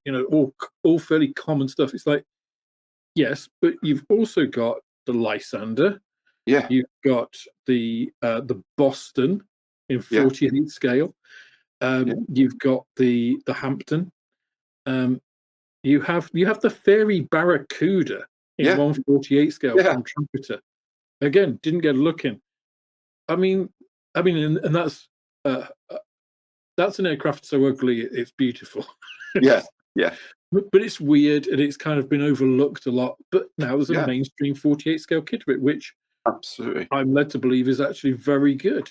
Yeah, So, I mean, none of these got points because there was so much else that yeah, does. It's just so we have such a rich year mm, in 2025.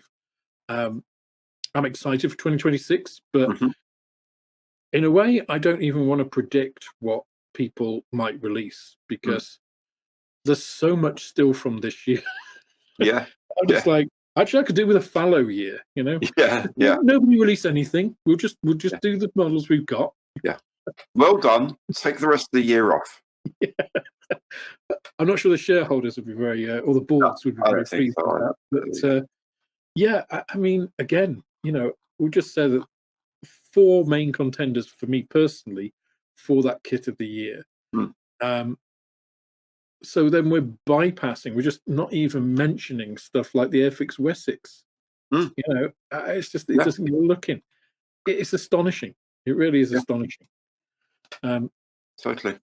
so yeah, I'm going to duck the question Of course.